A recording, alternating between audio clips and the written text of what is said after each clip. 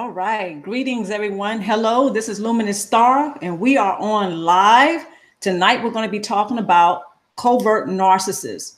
Now, some of you may have seen the videos that I put out earlier. Well, actually, the one about covert narcissists. I think I put out 2 videos today. Anyway, before we get to all of that, my stars, thank you so much for your subscription. And thank you all for inspiring me to keep Luminousz Star active. All of you who are sharing your stories, you not only motivate me to continue to thrive forward, but of course, you motivate other people to thrive forward. You never know who's going to resonate with your story. Okay, now I started telling my story a little while ago, but before I really get into the live stream, well, actually the topic, I just wanted you all to know how much I appreciate you. My stars, you guys and gals have really been keeping me motivated and also inspired because you share your stories. You send me emails. Your comments are just fantastic. I love it. Okay, now everybody doesn't always agree with everything I say here on the videos, but that's fine because a lot of us, who have gone through certain things in life, we learn from each other. So on my channel, Luminousz Star, this is one of the things that I strive to do, and that is to share with other people some of the things that I learned. Okay, because, we all go through challenges, right?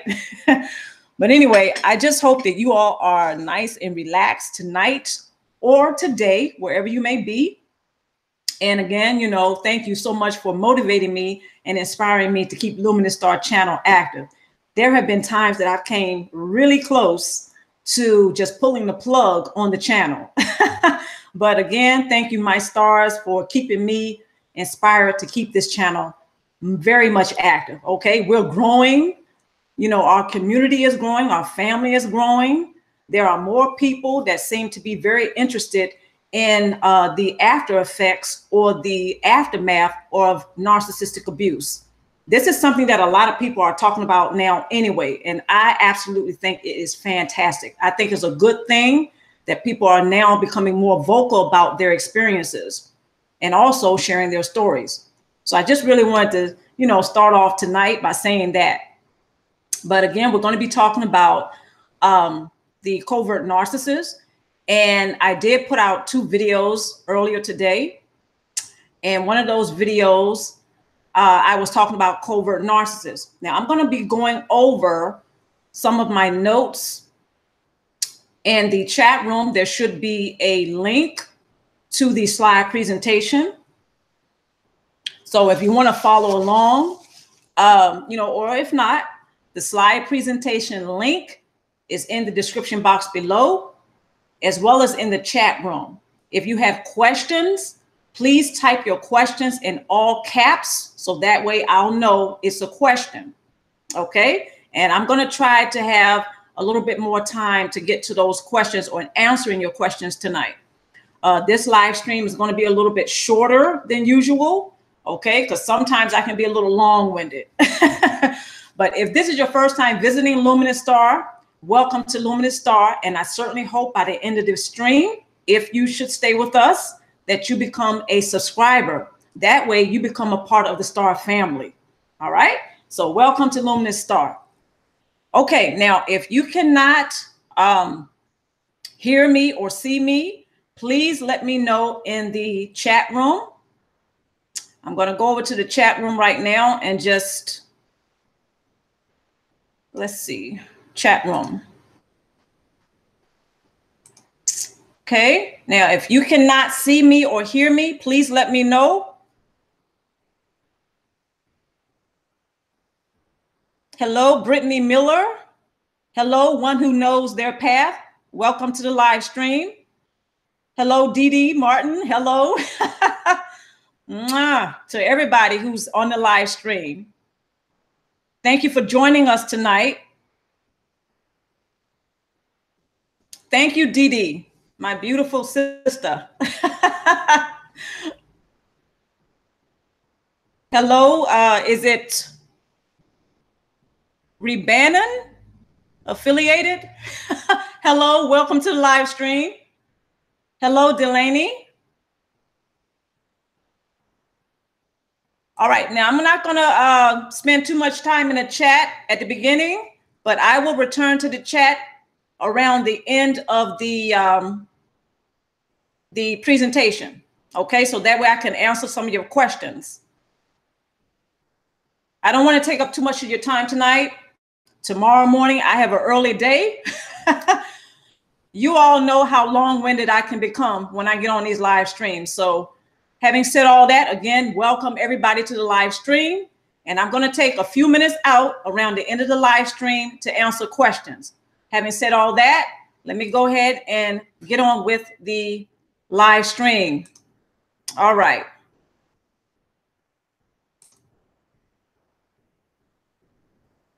Okay, so we're going to be talking about covert narcissists. And again, the link is in the description box below and in the chat room. Just scroll up to the beginning of the chat and you will find the link there.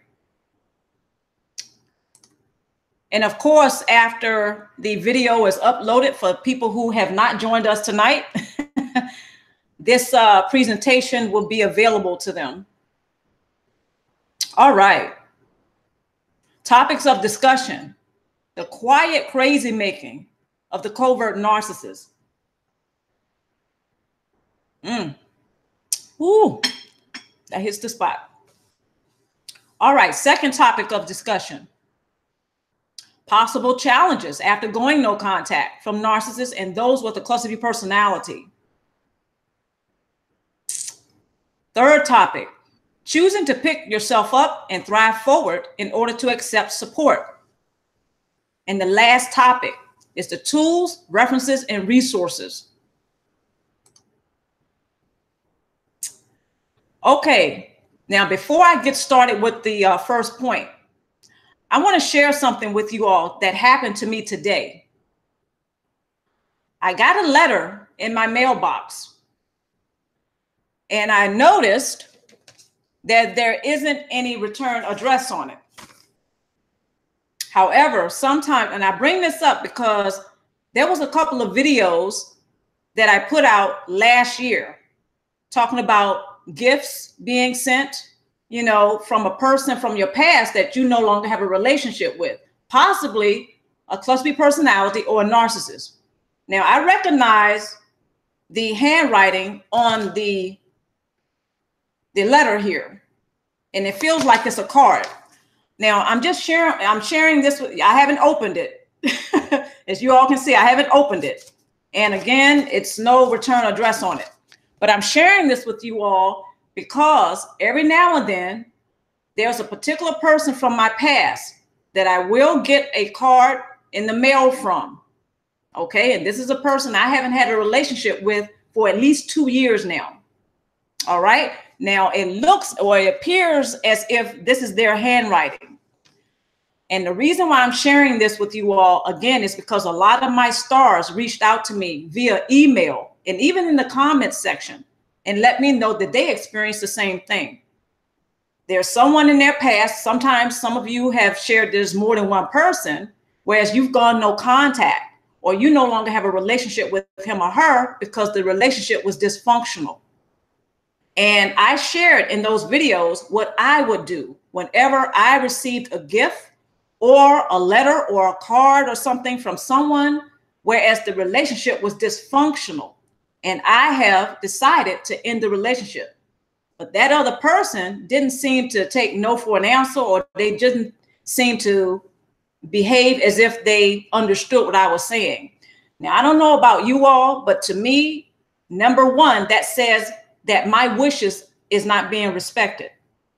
Okay, so again, I just wanted to share that with you all, that this happened today. I got this, and you can see I haven't opened it. Okay, and I just wanted to share that with you all. And I know some of you right now are saying, well, open it. But yeah, I wanted to share that because what I usually do is I would go ahead and instead of returning to sender, I would go ahead and take that opportunity and I would get rid of the letter or the card. Okay. And the reason why I do that is because that's my way of releasing energy right? Because I don't want to keep something like that in my home, especially if it's someone that I haven't had a relationship with in a long time. So what I usually do is I would go ahead again, is I would get rid of the letter. Now, some of you may be wondering, why don't you just return the sender? I don't engage in negativity. In other words, if it's toxic energy, if it's negative energy, usually I don't like to say negative energy. I like to say toxic energy, right? I don't play into that. The tit for tat. I am fully prepared, though, to protect myself and to, if I need to, contact authorities. I've already prepared myself for that, and I've already have, said, well, this is what I would do if necessary. It hasn't been necessary because that person has not walked up to my home and actually tried to make physical contact. I think I know who this person is. Again, it's a couple of people that I have in mind that this particular card is from. And again, I don't like the fact that there's no return address. But anyway, I did a couple of videos about how to handle that. Should you get a card or a letter or gifts from someone who's a cluster B personality or a narcissist, or really anyone you've had a dysfunctional relationship with in the past, right? Again, I don't like to keep something like this in my home because to me, that's part of the energy. That person handled the letter or the card before it was sent to me. Just like, it went through the mail. So a lot of people handled this mail. But the fact that it came from that particular person, to me, if they're not showing themselves to me physically, then that means, number one, my wishes are not being respected. Number two, that means that that person is still playing a sick game of tit for tat, cat and mouse. So what I do is I just get rid of the letter or the card. I don't play into the games. So on that note, what I'm going to do right here live is I'm going to open up this letter. It feels like a card. It is a card.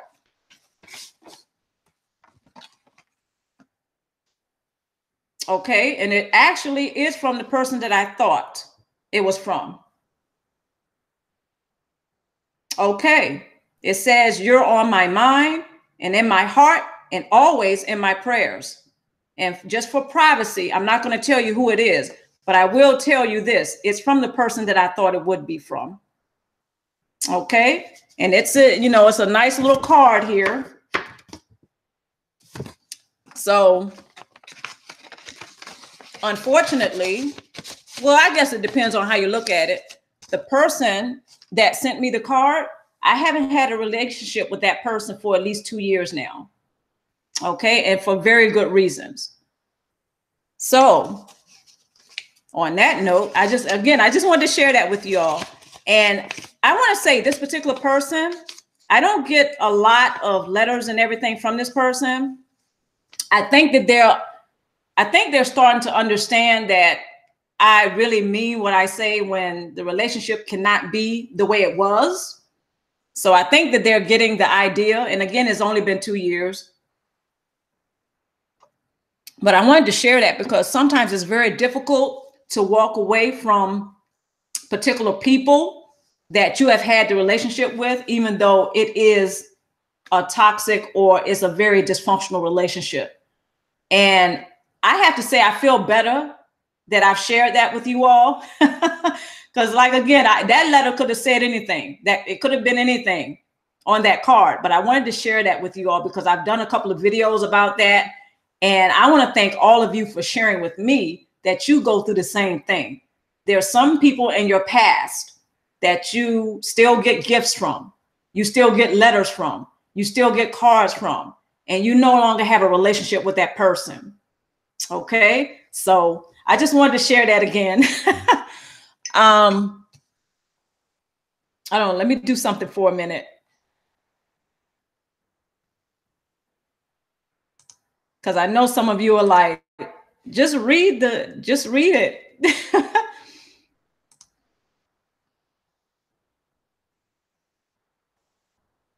I don't know. So what do you think about that? I just want you, I'm curious. What do you all think about still receiving gifts and still receiving letters and cards from people that you've already let it be known that you're done in the relationship? What do you think about that?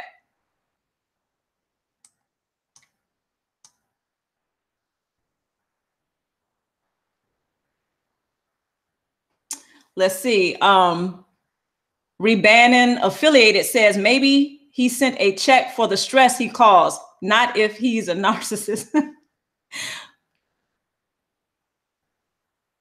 Well, it's not a check, but I tell you, if it was, y'all would have seen me doing the happy dance, okay? And I know none of y'all never seen me do that. So it's not a check. It's just, you know, like I said, it's a nice card, but Tebow, when the narc hovers or hoovers, it pisses me off. Yeah. D. Karma Brown, welcome to the Luminousz Star channel and welcome to the live stream. Anna 77, welcome. Thank you for joining us tonight.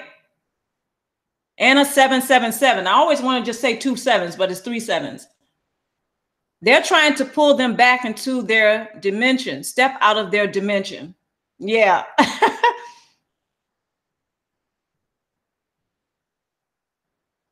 Thank you, Rebannon.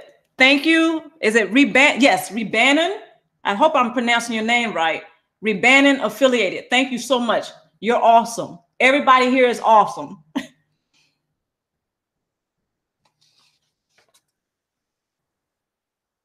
Brittany Miller, thank you for joining us tonight on the live stream. You made a good point that a person has touched that. Yes. I wasn't going to do this on live, but I will. This is what I usually do.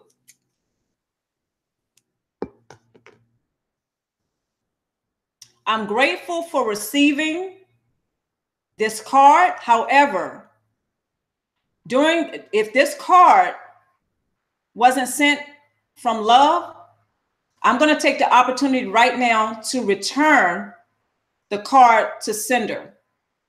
Okay? In the spirit of love and compassion, I return this card.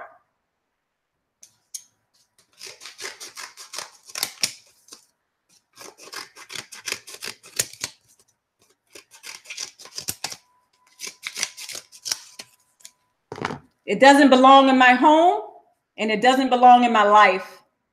That relationship has ended. Again, with love and compassion, I return it. There you go.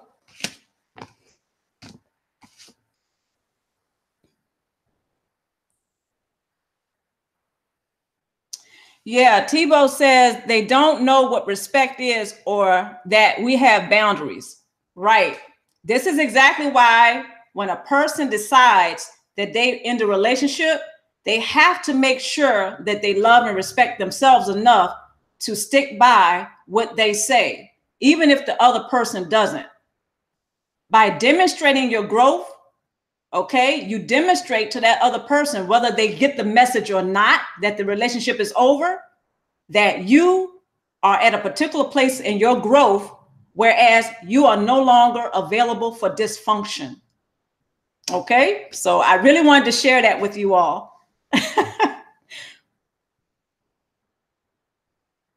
Welcome to the channel, Lynn D. She says, I found your channel recently. Thank you for your work.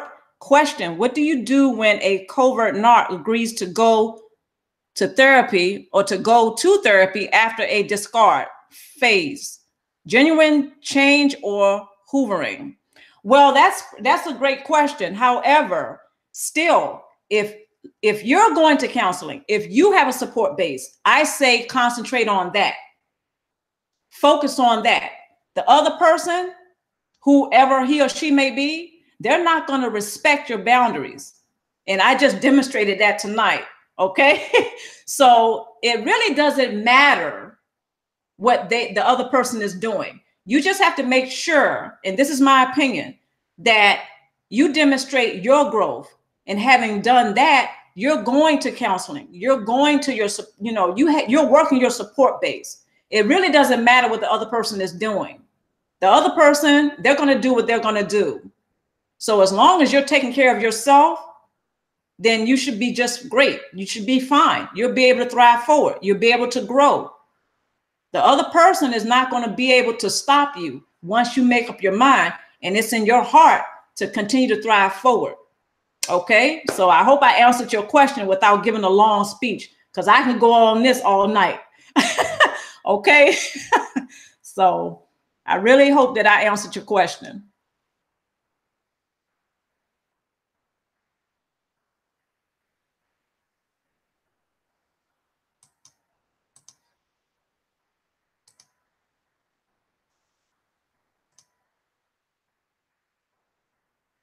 I'm going to go ahead and start. I'm going to give you guys time at the end of the video to, do some more questions, but I really want to get into what we're talking about tonight before too much time passes.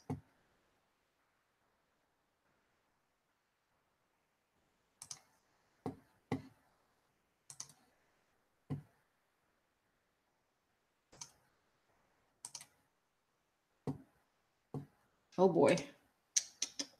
Ooh, let's see. Give me 1 second.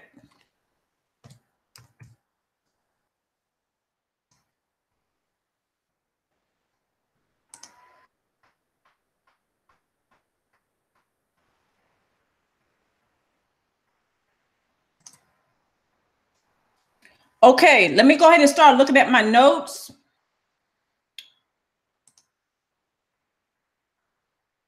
Okay, I'm going to go ahead and start looking at my notes, guys. Okay, here we go.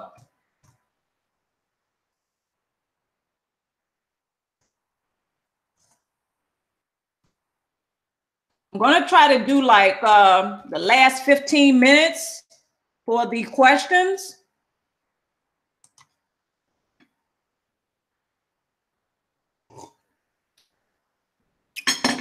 All right, let's see.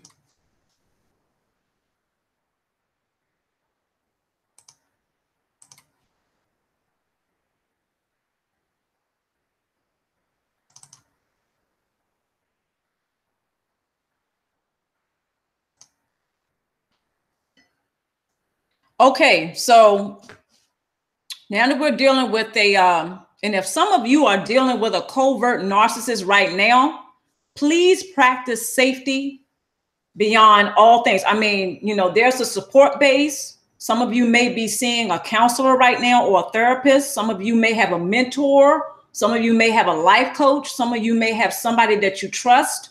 But beyond, just above all else, please practice safety, because a covert narcissist, sometimes they will not take no for an answer.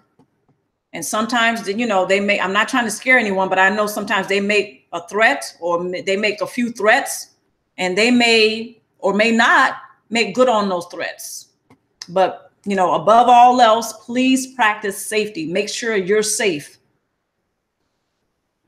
All right. Point number 1.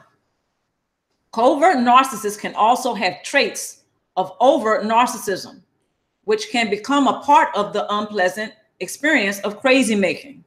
All right. So make no mistake, many covert narcissists are crafty with camouflaging his or her dysfunctional behaviors from the public while mistreating those who may be considered primary source supply. Covert narcissists do not validate others, yet are overly dependent upon them for source supply.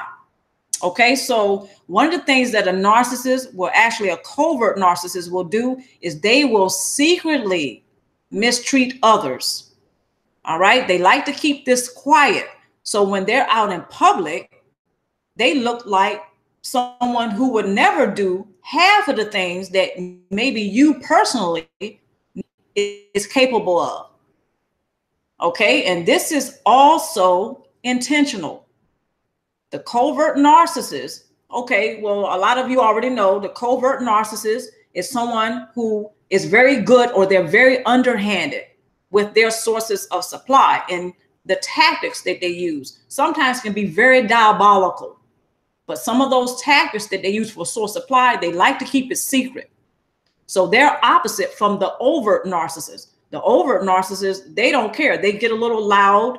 You know, we were talking about threats earlier. They will make threats, and sometimes they'll make good on those threats. So the covert narcissist is the person who likes to, you know, stay behind the scenes and do their dirty work, so to speak. They're the ones that like to start rumors sometimes. Sometimes what they do is they will also do the smear campaigning, and they will character assassinate. But again, they're very crafty. They're very good when they are doing this in secret. So when other people out in public look upon him or her, they can't believe it. If there's anything that leaks out about the covert narcissist that's not very nice or is unfavorable, most people cannot believe that the covert narcissist, whomever he or she may be, would do such things. But those of you who are in a relationship with him or her, you know all too well some of the diabolical tactics that he or she will use in order to gain source supply. And we'll get into those in a little bit. But this is part of their crazy making. They'll sit up there and they'll do something, and then they will behave as if they're very innocent and like they never, you know, they never did it.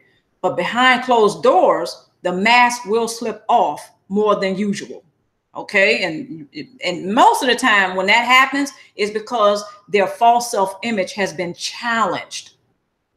You're simply growing. For instance, if you're growing and you're changing, you're transitioning. And again, this is just an example. The false self-image of the covert narcissist is so fragile. Their ego is so fragile. Simply by you growing and you're coming into your own, or you're transitioning, or you're changing, that is a direct threat to their false self-image. And this to you is something innocent. Of course it is. You're simply growing. You're being yourself, or you're at least trying to find out who you are. Believe it or not, for a covert narcissist, that threatens their false self-image. Some of you already have experienced this. Okay, I have had some personal experience with that one. Just by you simply growing and being yourself. And again, you may be trying to find out who you are. You may be coming into your own. You may be blossoming. The bottom line is this: when you are transitioning and changing, the covert narcissists, they're threatened by that most of the time. That's when the mask will slip off. And this is behind closed doors. Out in public, they may not do the narcissistic rage episode, not in public. That's not the covert narcissist style. They save that for behind the scenes, or when they're alone with you, or when they're at home. Okay, so the covert narcissist, again, if that mask slips off, it's usually because their false self-image was threatened. Usually, even when they're at home, they may do something like, you know, they will underhandedly let you know, or passive aggressively let you know that they're upset with you, yet they will not tell you what they're upset about. This is a covert narcissist cup of tea. And on that note, I'm gonna drink my tea. Ooh, this is good. All right. But I just really wanted to point those things out, because the narcissist, the covert narcissist, actually, they are very crafty at the crazy making. I think they're best at it. I think they're better at it than the overt narcissists. Okay. But this is the thing that is so interesting. Another thing that's interesting about the covert narcissists, that they are overly dependent upon other people for the source supply, but you will never get them to admit it. They're overly dependent. In other words, they're on the opposite side of the codependency spectrum. Okay, say from a person who's been groomed to behave codependently, or a person who is considering themselves an empath. Okay, which I personally think empaths are some of the most beautiful people on the planet. But they're on the opposite side of the codependency spectrum. The covert narcissist is, but you will never get them to admit that. Okay, let's move forward. Dysfunctional behavior patterns of covert narcissists. They can be quite controlling. Another thing, you know, when they insult people sometimes what they do is they're very subtle about it. You know, instead of being blatant, if that mask falls off, then they may insult you blatantly, but usually it's very subtle. Sometimes it's met with sarcasm. Okay. And sometimes they just take little jabs at you. They do the smear campaign. We just talked about that. And the character assassination. Usually what happens there is they will set up a scenario to make you or maybe someone else look very unfavorable.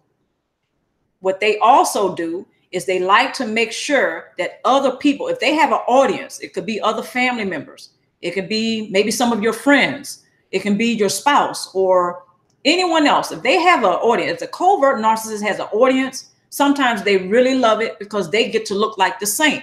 They like to look like the martyr, and they like to put on the show. So when they're doing the smear campaigning and when they're doing the character assassination, what they would do is they will try to convince everybody else that you really have their characteristics and they have your characteristics. So they like to really put on a show and a spectacle that they're such a martyr, they're a saint. In other words, they have your good qualities. You have great, amazing qualities about yourself. The narcissist likes to hijack your identity, and they like to take those characteristics for themselves. And they like to own those, and they like to claim those, and they like to claim, tell everybody else, oh, well, I do this and I do that for this person, but they're, he or she is not grateful, and these sort of things. So this is where the smear campaigning and this is where the character assassination comes in. So a lot of covert narcissists, they like to do this one.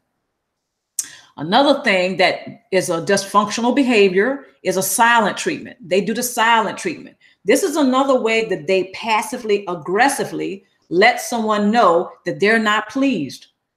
Okay. So they don't, for instance, they don't tell you exactly what the matter is. They're not going to tell you exactly why they're upset, but they will make it known in a passive aggressive way that they're upset. For example, they may tell someone else something about you that is, unfavorable, or they try to make it seem like it is. The covert narcissist will tell somebody else, they will put a bug in somebody else's ear about you that may or may not be true. But because they're not going to tell you what they're upset about, right? They passively aggressively let you know that they're upset with you. So they'll put a bug in somebody else's ear, for example, and then it'll get back around to you. So they hope it will. Okay. So this is another way that they will triangulate. And make no mistake, a lot of covert narcissists, they use a lot of diabolical tactics, and they like to, well, let me put it like this. They like to serve it up, and they like to make a cocktail of a lot of the tactics. Okay. They like to mix it up. All right. And then they like to serve it, usually very cold. Okay. So a lot of covert narcissists will do this. Let's get on with some more dysfunctional behaviors. Another thing they would do, they would have extreme forgetfulness. They act like they forget, but they don't forget. Sometimes they'll act like they've forgotten your birthday. Sometimes they'll behave as if they have forgotten an anniversary or a special date. But let it be their birthday. You better not forget, right? A lot of covert narcissists, again, they tend to be passive aggressive. They're very sneaky and underhanded when it comes to their diabolical tactics. So when they act like they're forgetting something, half of the time they haven't forgotten. It's just another dysfunctional behavior pattern that they have in order to get the source supply. Okay. So extreme forgetfulness is another one. They can be very avoidant. They can be very distant. And sometimes they're very,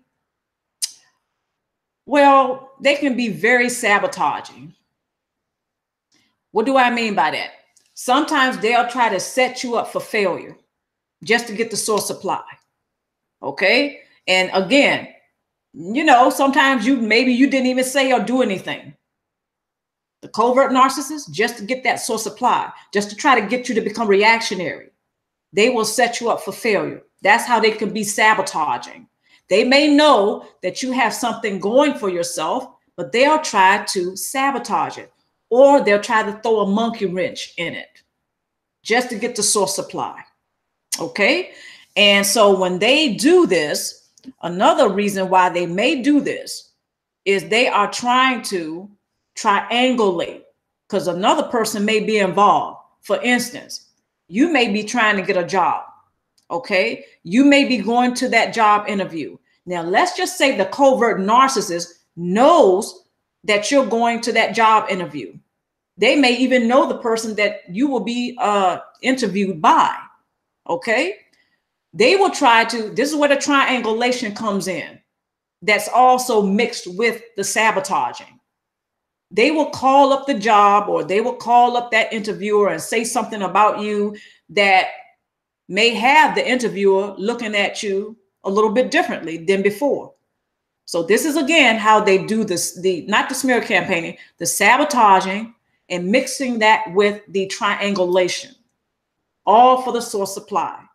Covert narcissists are masterminds at underhandedly doing diabolical acts or dysfunctional acts in order to get the source supply. Never underestimate the diabolical tactics of a covert narcissist. Okay, so I just wanted to share that, because a lot of the times they will mix and mingle, and they will cocktail a lot of the diabolical tactics just for the source supply. And then all the while they look so innocent. Okay, so all right, they do the they also are very good with poor. Well, I think I talked about that before. You know, no, I don't want to talk. I don't want to talk about that one. I was getting ready to get, I don't want to take too much time. So let me go on to the next slide. They can be very histrionic. Sometimes they're very grudgeful. And some of these are some of the basic things that I know a lot of you already know about. They can be very emotionally immature. A lot of narcissists are, not just the covert narcissists, a lot of narcissists and cluster B personalities. They're very immature emotionally. But sometimes when they become histrionic, that's to try to get a rise out of you. And sometimes that's also to try to get you to become reactionary. They can be very deceptive, fault finding. Okay, so these are some of the basic things that a lot of us already know that covert narcissists will do just to get the source supply. All right, next point. Many often overlook the signs of addiction in covert narcissists, such as their obsession with playing the victim card, while having a strong attraction to suffering, drama, and chaos. Some covert narcissists will intentionally place themselves in a hostile situation, subjecting themselves and their children to abuse and possible fatality, while having a strong sense of entitlement to sympathy from others. Okay, I think this is a big one. You know, personally, I've seen this one a few times. Okay, a covert narcissist will intentionally place his or herself in some drama, in some chaos, okay, in a very hostile situation. And then they will sit back and play the victim card. In other words, they will pretend like they're very helpless when they're not. Because for one thing, they placed themselves in a very dangerous situation, and they did it intentionally, all for the source supply. And what they're trying to do is they are trying to either look like a victim, or they're trying to look like a martyr, and they're trying to look like a saint, all the while pulling everybody in that they can pull in to get them to feel sorry for him or her.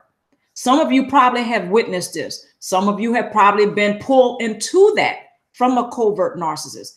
Again, personally, I experienced this a few times. Okay, so a covert narcissist sometimes will put themselves or place themselves in a very hostile situation, a very dangerous situation where people can get hurt. All right. And if they have children, you think they care about those children? No, they will put those children right in harm's way, all for the source supply. All right. So this one, I think, is one of the highlightable points that I'm going to be sharing with you all tonight. I think this is deep because this is how some of us ended up hurt. Okay. When we were involved with a cluster B personality or a narcissist during our childhood, because possibly when they were supposed to be taking care of us, this is how we ended up in harm's way. We were in a hostile environment. And again, some of us have experienced this. So I really wanted to point that one out. The covert narcissists, again, never underestimate how far they will go just to get the source supply. Some people may say that if a narcissist will go that far, then doesn't that mean that maybe they are, I don't know, psychotic? That's another video. Matter of fact, I did a couple of videos, maybe 3 videos about that. How some narcissists, they do have a hint of, or they do show signs of being psychotic. Okay. And matter of fact, I'm going to go ahead at the end of the live stream. Go ahead in the subscription box below. I'm going to go ahead and put a link in there that I did on a video about that. Some narcissists, they do have signs of being psychotic. Some narcissists are not psychotic at all. Okay. So I really wanted to point that out again. They will do anything. The covert narcissist will do anything sometimes just to get people to look at him or her as a saint or a martyr or a victim, all just to get the source supply. Okay, so that's really extreme. That's why I said some people may think that, hey, that sounds like something a person who's psychotic would do. They would place other people in danger, not themselves, but other people. Okay, and it just really, to me, it's disgusting that they would even place children in harm's way just to get the source supply. All right, sympathy, empathy, and compassion is often entitled, but not appreciated by covert narcissists. Illness, debt, age, gender, and dysfunctional circumstances are often used as excuses by covert narcissists to justify their outrageous dysfunctional behavior patterns. So again, the covert narcissist will go to grave lengths just to get the source supply. They will use the fact, or maybe they will make up that they've been diagnosed with an illness. Some covert narcissists, believe it or not, and I know some of you already know this from personal experience, a covert narcissist will sometimes lie and say that they have a particular illness when they have never been diagnosed with it, just to get the source supply. Some of them actually have been diagnosed with a particular illness, but they have no shame. The covert narcissist will use that illness just to get the source supply. This is one that I have personally experienced. I knew someone who had a particular illness, but they pulled the victim card and they used that illness to try to get the source supply. Okay, so they will use illness. They will use debt. If they're in debt, if they're having financial issues, sometimes they will lie, because some covert narcissists, they're sitting pretty, they have a pretty penny. Okay, they're sitting pretty good. They're sitting very well. Financially, they're not hurting, but they will lie to you or me or anyone else just to get the source supply. So they will use debt. If they are actually in debt, they will use it for source supply to get other people to feel sorry for him or her. Some covert narcissists, yes, maybe they do have money issues. So they will use that. They will pull the victim card and say, oh, I don't have any money, or, you know, I'm in debt, or, you know, can I hold some, you know, can I get some money or whatever? But again, this is all for the source supply. It's a trap. They will use their age. Some people may be elderly. All right. Some of them may be younger. Some covert narcissists, again, they will use their age just to get to source supply. They will use their gender. They will use dysfunctional circumstances, what we just talked about. They will place themselves intentionally in a hostile environment.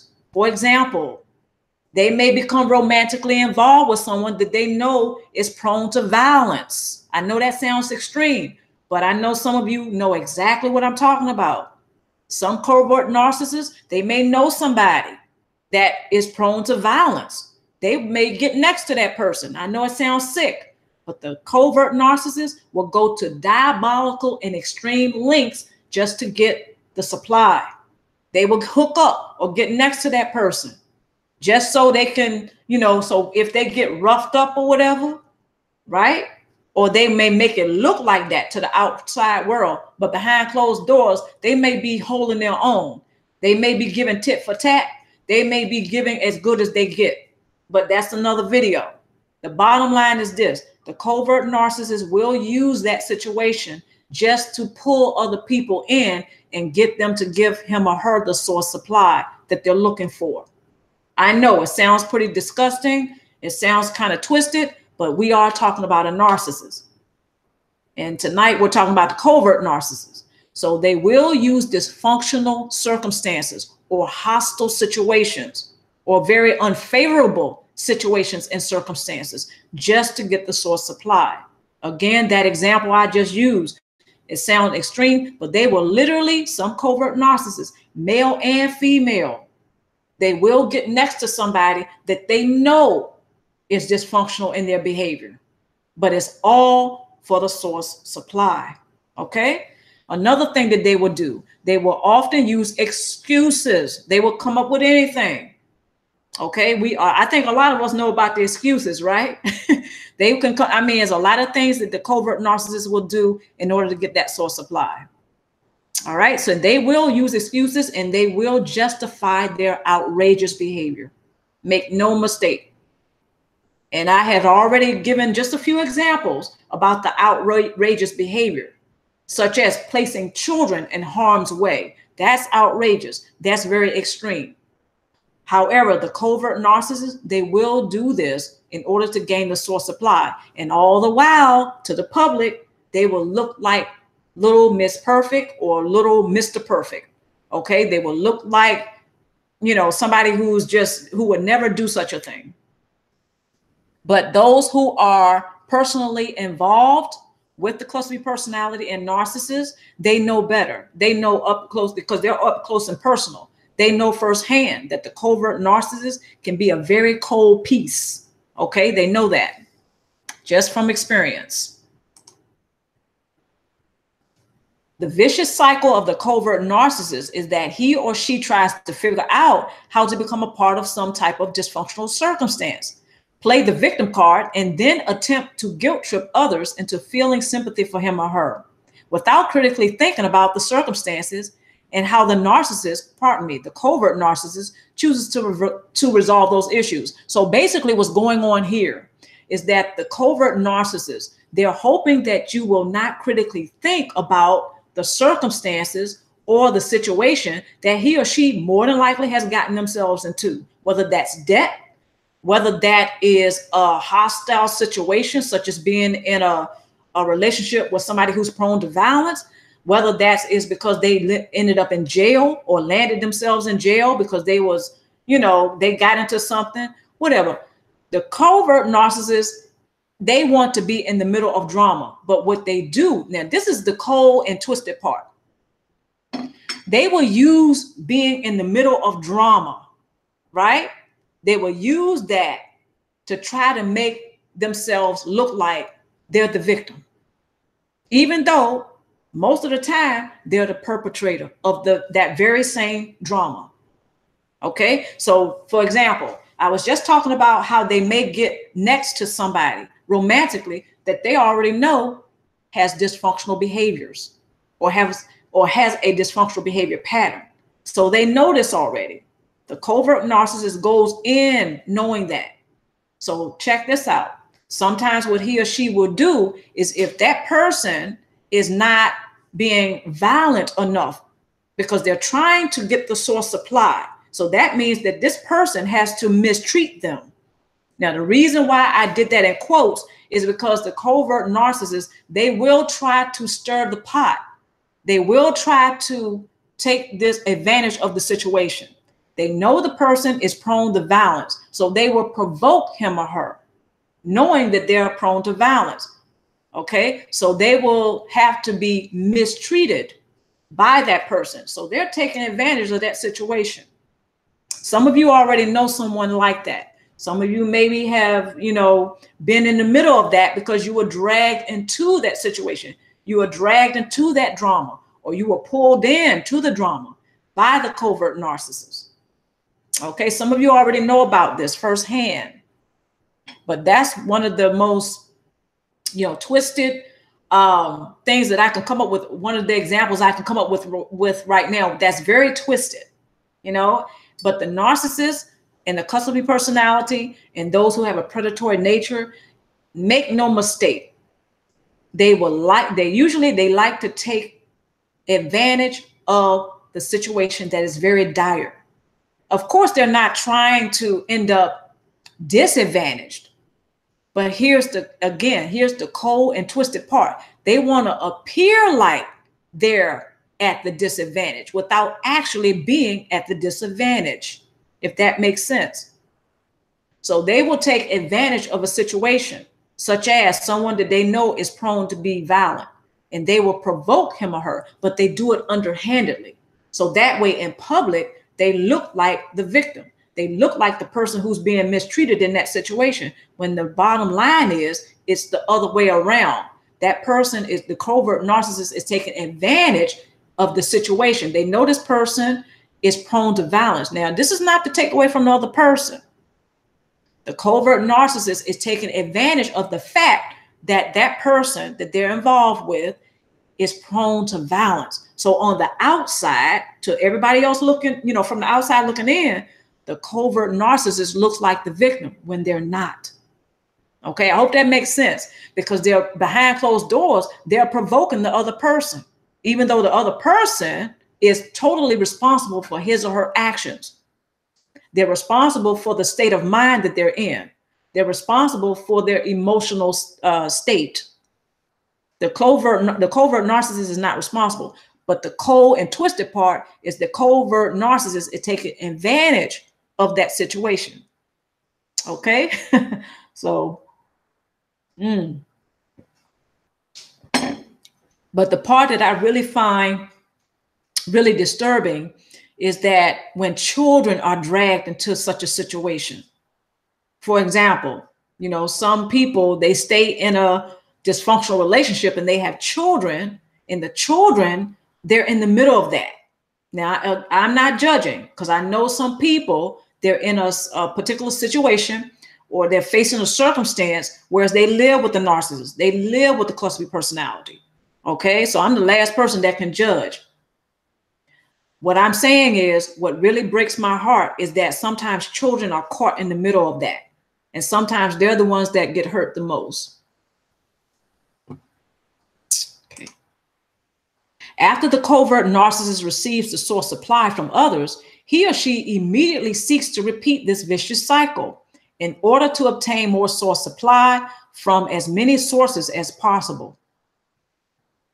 Pardon me, in order to obtain more supply from as many sources as possible. This seems to be an obsession as well as an addiction of the covert narcissist. A lot of covert narcissists are addicted, okay, to the vicious cycle, to the drama, to the chaos, because they're being well supplied. So over time, as they become seasoned vets at doing this, okay, at being underhanded, at being sneaky, at gaining the source supply from various sources. I mean, a lot of people see narcissists and cluster B personalities, they have no problem beginning relationships. All of their relationships tends to be very dysfunctional. So they have no problem starting relationships. It's keeping healthy relationships and maintaining the healthy relationships that they have a problem with. They can't do that. They can't, because their false self-image doesn't survive. They have to have the false self-image survive. at all costs. Unfortunately, a lot of people get hurt. But again, the covert narcissists, as they become better and better at what they do, and that is getting source supply, they may become a little bit cocky about it. Okay, they may become a little bit like, yeah, I got this, I can do this, nobody's ever going to catch me. They might get a little cocky about it. They may be overly confident. Okay, but the bottom line is they can become addicted to this whole thing, especially over a long period of time that they do this. The covert narcissist, you have to look at him or her like a drug addict, basically. All you have to do is, some of you who have been involved with the covert narcissist, all you have to do is just really look at your own experiences. Sometimes maybe you have felt like you were addicted to not only the covert narcissist, but the relationship with him or her. I've often heard it. I've often heard people say, and I can, again, personally, I understand this one, is that being in a relationship with a cluster B personality, when you stop that relationship, is like getting off drugs. I totally agree with that. Okay, it is like getting off drugs. You go through withdrawal. You go through certain changes. So the cluster B personality and the narcissist, they do become addicted to what they do, and that is gaining the source supply. They become addicted, and they also become obsessed. So the covert narcissist is a person, I think, is a fair statement to make. They ought to be looked upon as a person, like a person who's on drugs or who is addicted to drugs. That, you kind of can look at them the same way. There's some differences, yes. And I'm not saying that every covert narcissist is actually a drug addict. What I am saying is that what they do, they usually become very addicted to it. That is the going on the prowl and being in the hunt, and going and just getting people to do what they want them to do, because they manipulate people. They become seasoned vets. They become pros at this. So they become addicted to the whole shenanigan, the whole game. It's a game to the covert narcissist. They become very addicted as well as obsessed with it. Their false self-image must rule. They're loyal to the false self-image. And when you put all that together, it can be quite intoxicating. Okay, so the covert narcissist usually finds it very addictive. Okay, so they are usually addicted to this whole game. They're usually very obsessed with it because they're loyal to the false self-image that they must have rule at the end of their day. All right, so it is a vicious cycle again, that not only the covert narcissist can become addicted and obsessed with, but also the sources of supply. Usually their primary sources of suppliers are the ones who can also become obsessed and addicted.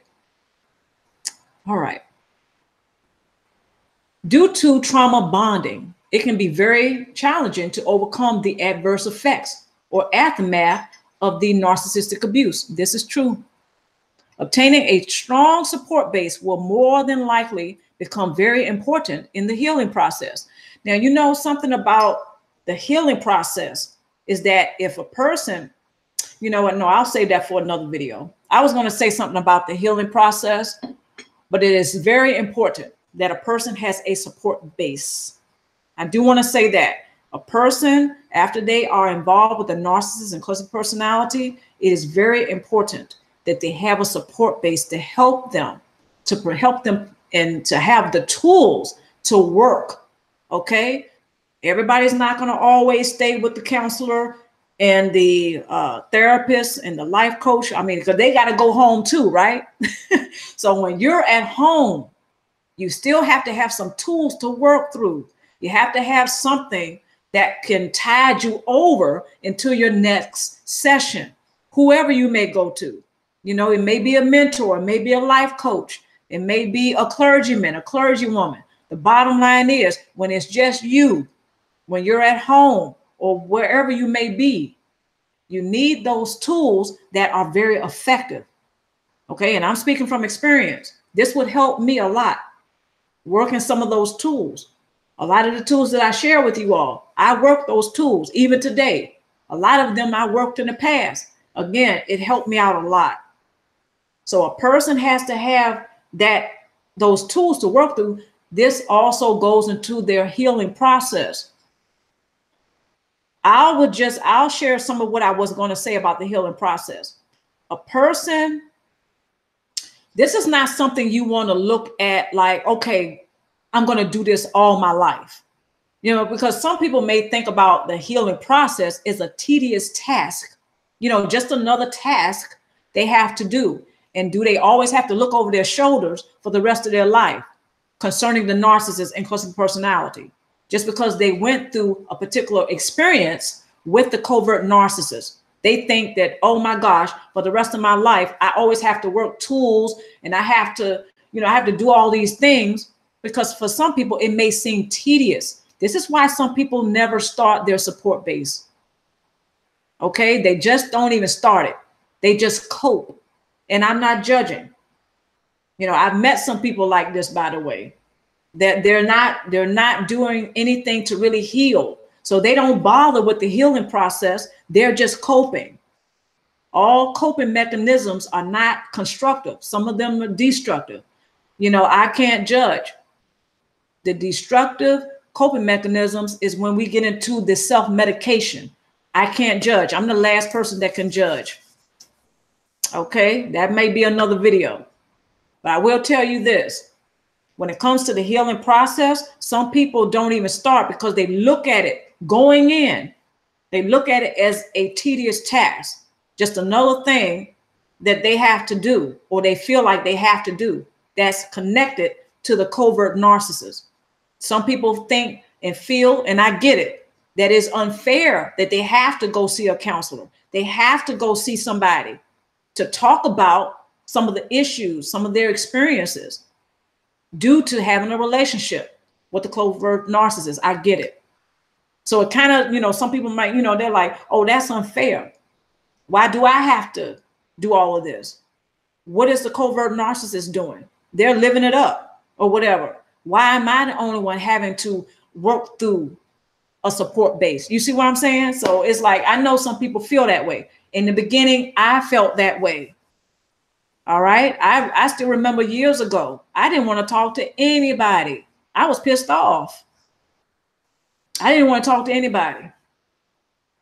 It was like, you know, just leave me alone. You know, I had my period. I had my phase. It was like, just leave me alone. I don't want to be bothered. Sometimes the least little thing used to just piss me off. Okay. So it took me a little time to get to that point, whereas my life was that valuable to me. I was like, you know what? I know I went through certain things concerning, you know, the narcissist and the cluster personality. I know I went through certain things, but you know what? This is my life. I'm here today. And I'm very grateful, because I don't think it's anything short of a miracle that those of us who have had dysfunctional relationships with narcissists and cluster personalities, that we're still standing. You know, I'm going to go ahead and speak for myself, because I can only speak for myself. I think it's nothing short of a miracle. And I'm very grateful to be here today. You know, so when it comes to that covert narcissist, though, just do not underestimate him or her. But when we have to, well, I'm not going to say we have to. Some of us have made the decision that we're going to work our support base. So that means there's a healing process. I just want to share with you all, try not to view it as a tedious task. It's an investment in yourself. That's what I do. It's like when I'm working my support base, and which I do, as I'm going through the healing process, instead of looking at it as a tedious task, I look at it as me investing in myself, instead of allowing the covert narcissist, the cluster personality, right? A person with a predatory nature, somebody that I had a dysfunctional relationship with in my past, instead of letting them continue to have influence over my life, especially when the relationship is no longer active. So I don't look at the healing process as a tedious task. In other words, going to a mentor, going to a life coach, going to a support group. It's not a tedious task. Because at first I looked at it that way. It's like, you know, I don't want to do this anymore. I don't want to get up today and go, you know, no, I'd rather go, you know, get a drink or something. That's another video. All right. But sometimes, you know, it's like obtaining that strong support base. Okay. That's really very much the game changer. Getting that strong support base, working that support base. You're the one that's going to be navigating it. Nobody else is going to navigate it. Okay, so I hope that makes sense. And I didn't really mean to get off track, but I really wanted to share that with you all because I know what that's like to say, you know what, I really don't, you know, I don't really feel like doing this today. I really don't feel like going to see this person. I really don't feel like telling certain intimate details about myself to this person. And on that note, I want to talk about how, I mean, just to trust whoever you go to. Make sure that they're trustworthy. I mean, I have a couple of stories about that too, you know, because everybody out there is not trustworthy. I mean, that's pretty much a no-brainer. I know a lot of people know that.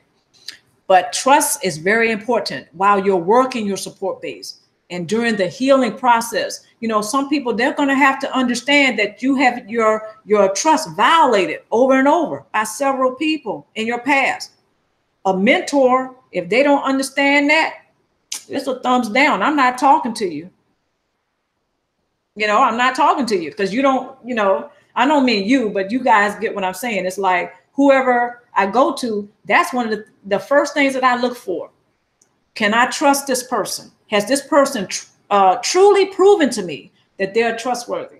Because in the past, not saying that they had anything to do with it, but in the past, it's like my trust has been violated from people that I should have been able to trust, but the trust has been violated.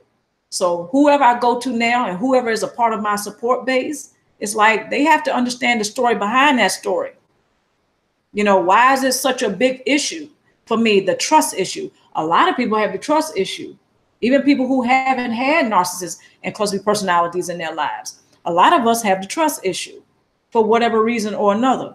However, when it comes to the support base, from personal experience, what I found is that it is very imperative, it's very important to have people who understand that story behind the story. Why do I have such a hard time with trust?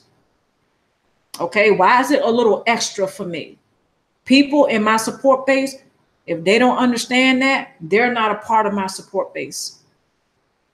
And there are some people I had to let go, by the way. I'm not trying to sound all, you know, bossy and stuff. However, when it comes to your support base and your healing process, it is directly linked to your life.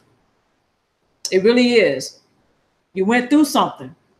And so, you know, people who are a part of your support base, it's just, from my personal experience and my opinion, it's better for people to be a part of that support base who understand a little bit of background of why it's just a little bit extra for me when it comes to the trust thing. Okay. And, you know, believe it or not, there are some people, they don't have that. There's people that they're talking to, but that trust issue is just not, the trust is not there. It's either because that person hasn't gone through similar what they went through. In other words, there's a lack of resonance. They don't resonate with what that person went through. You know, it's either that or it's because that person hasn't proven him or herself trustworthy. Maybe they've been caught in a lie or whatever. They weren't consistent with their time. They weren't consistent, period, with anything. Their word, their deed just wasn't consistent. I don't know about you all, but that's very important to me. If I'm going to be sharing intimate details about myself with a mentor, a life coach, or anyone, there has to be some resonance. Either because that person, you know, they have demonstrated to me that they understand where I'm coming from. In other words, there's the resonance because they've been through similar. They didn't have to go through exactly the same thing, but there's some similarities in the background when it comes to the narcissist and cluster personality. There are a lot of people out here that don't have that personal touch They don't have that personal experience. Okay. And I'm not saying don't, have someone like that in your support base. All I'm saying is that I think it's very important that, that because a lot of us have that trust issue. So it's very important that whomever is a part of the support base, that they understand that there's a little bit extra about that trust issue. It's a little extra. Because the covert narcissist, if you're dealing with him or her, your trust will be violated. Okay? Your trust will be violated. So, obtaining the source, obtaining and working that support base is very much the game changer. Okay? Let's move on to the next point. If one is only coping, then one is not healing. Therefore, he or she may not be thriving forward at all. Rather, they may be in a sunken place. After going no contact from the narcissist, some people experience more nightmares, sleep issues, anxiety, and anger than before. This usually does not last for a long period of time. Okay, now I do know something about the nightmares and the flashbacks. I personally have gone through this. Okay, so after going no contact, sometimes that stuff will increase more than usual. Look at it like this. You've been in a situation with the covert narcissist, and now you're not, because that relationship is over. However, you still had some experience with that person. So that means everything is just not going to go away just because the relationship is physically over. There's still the memories. So this is why sometimes some people, after going no contact from the covert narcissist, sometimes they will have more nightmares about the covert narcissist. Sometimes they'll have weird dreams. They can't explain. Okay, well, why am I having that type of dream about the covert narcissist? It's not that they don't understand that they're having a dream or the nightmare. It's just that certain details of that dream or that nightmare may seem off. Okay, so they may increase having panic attacks. They may have more problems with anger. They may become easily irritable and, just annoyed. And anybody look at you the wrong way and you're ready to go off. Been there, done that. Okay. So this is something in my own experience. Again, right after going no contact, I had more panic attacks, and I'm sharing with you all. This is what I went through. I had more panic attacks. I had more nightmares. Okay. And this is something that's very common with people who go no contact after a dysfunctional relationship with a covert narcissist. Some people may not talk about it because they're not comfortable with it. I understand that. Okay. So, and again, I went through this myself. So when this is happening, I don't want to jump ahead of myself, but one of the things that I did to help myself get through that was to journal. I know it sounds cliche. I know it sounds like, oh, how is that going to work? But when you place pen to pad, or when you start typing on your computer, or when you take out a tape recorder and you start talking about what you've gone through, it is very powerful. Very powerful. It's very much the game changer.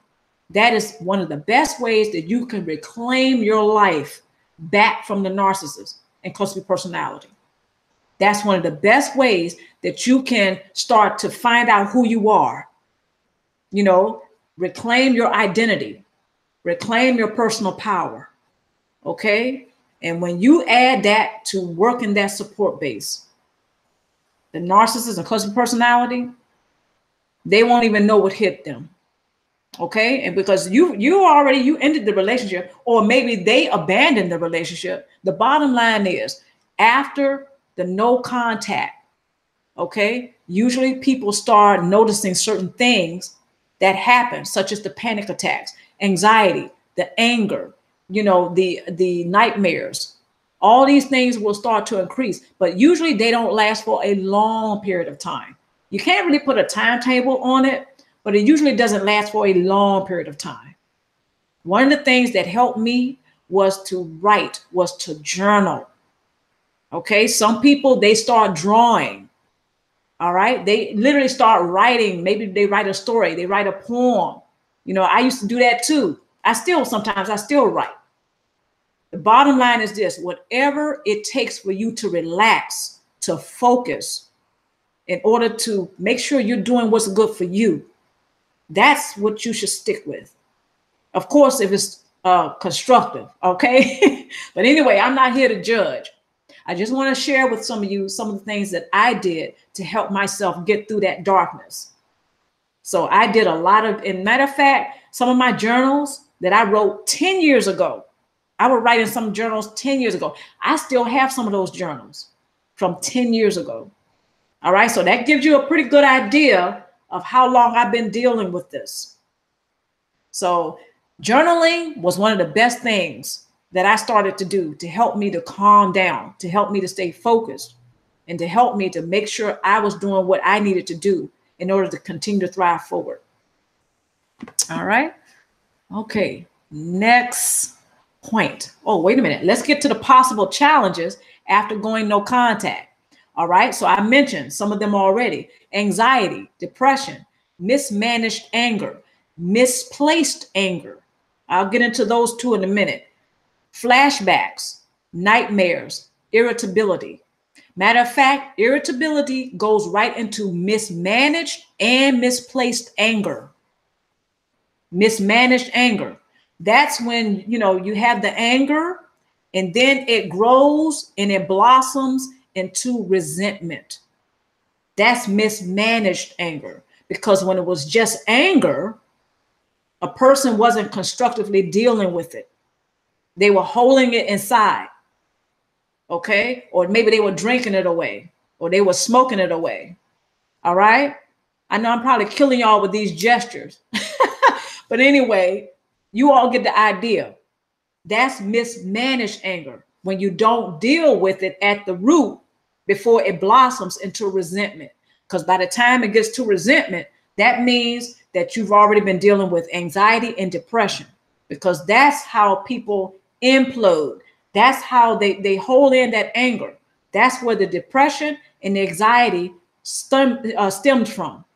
So before it gets to that point, a person who's angry about what the covert narcissist has done, they're dealing with it constructively. For instance, they may go to the gym. They may go and work it out, you know, box it out in the boxing ring. They may go and do some physical activity that helps them to blow off steam. They may write an angry letter or 2 or 3. They may speak into that tape recorder that I was talking about. They may, you know, that's another way of journaling. You don't have to place pen to pad, or you don't have to place pen to paper. You can do that, but you know, that's just another way to journal. You can take a tape recorder and start talking. Listen to your own voice. It can be very therapeutic.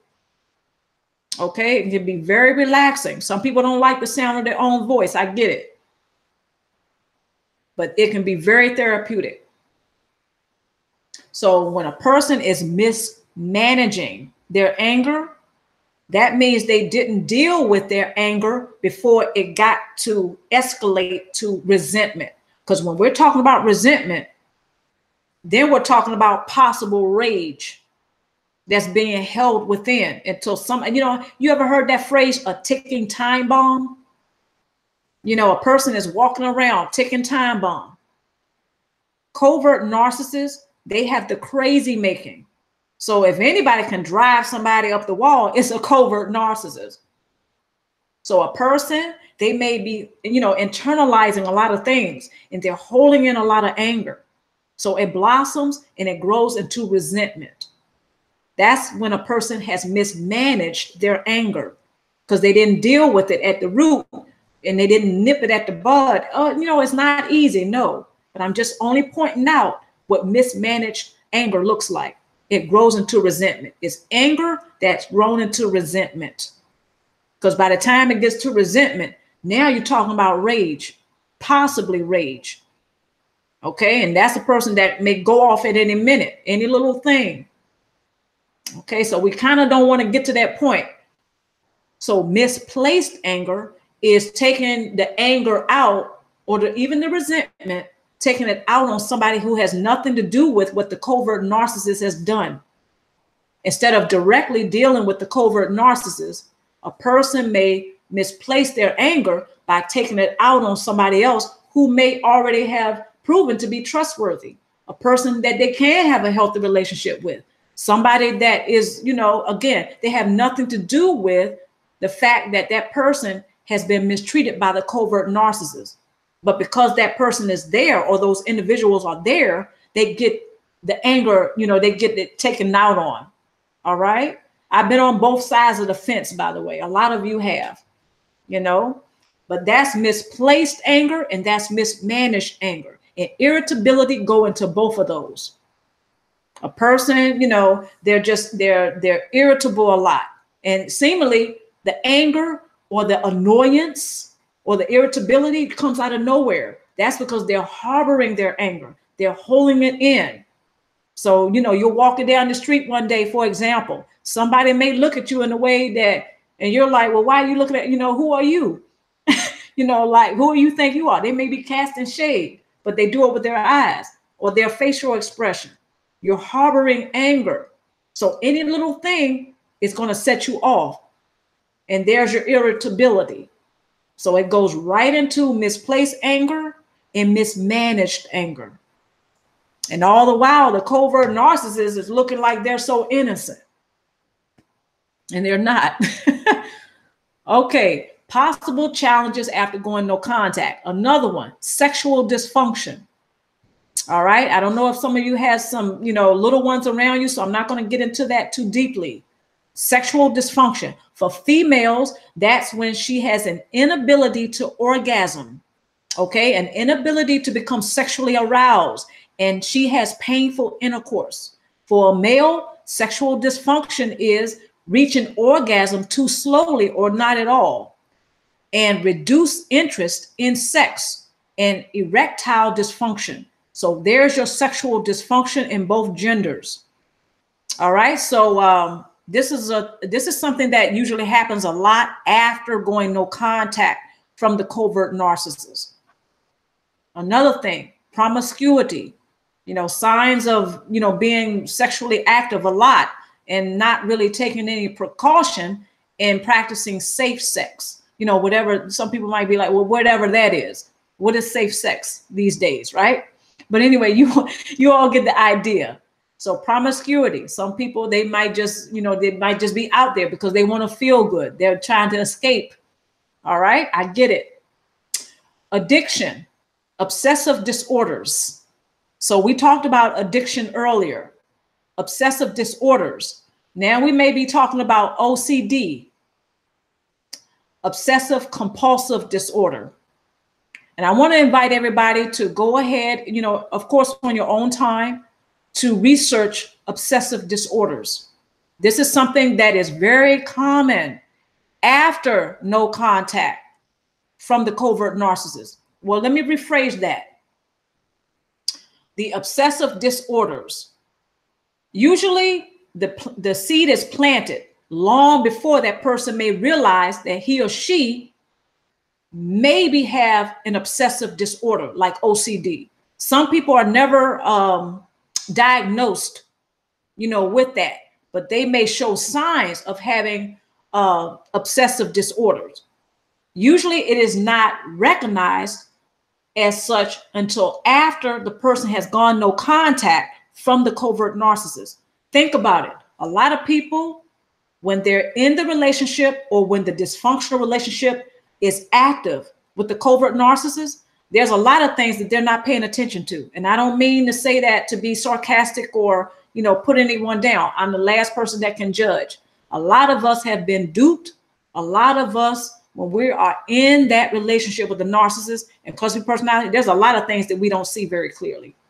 Okay, because there's a lot of things going on, a lot of shenanigans the whole time that we're in the relationship with the narcissist and cluster personality. There's a lot of clues that get past us.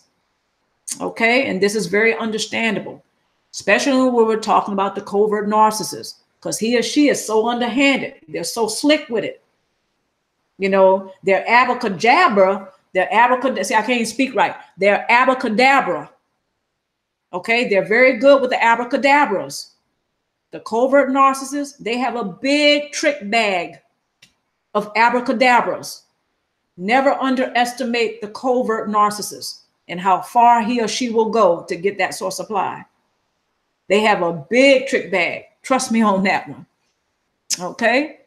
All right. So the obsessive disorders is usually something that the person is either, number one, they're diagnosed with after they've gone no contact. Number two, maybe they were diagnosed with it, but they really didn't get any treatment until after they went no contact from the covert narcissist.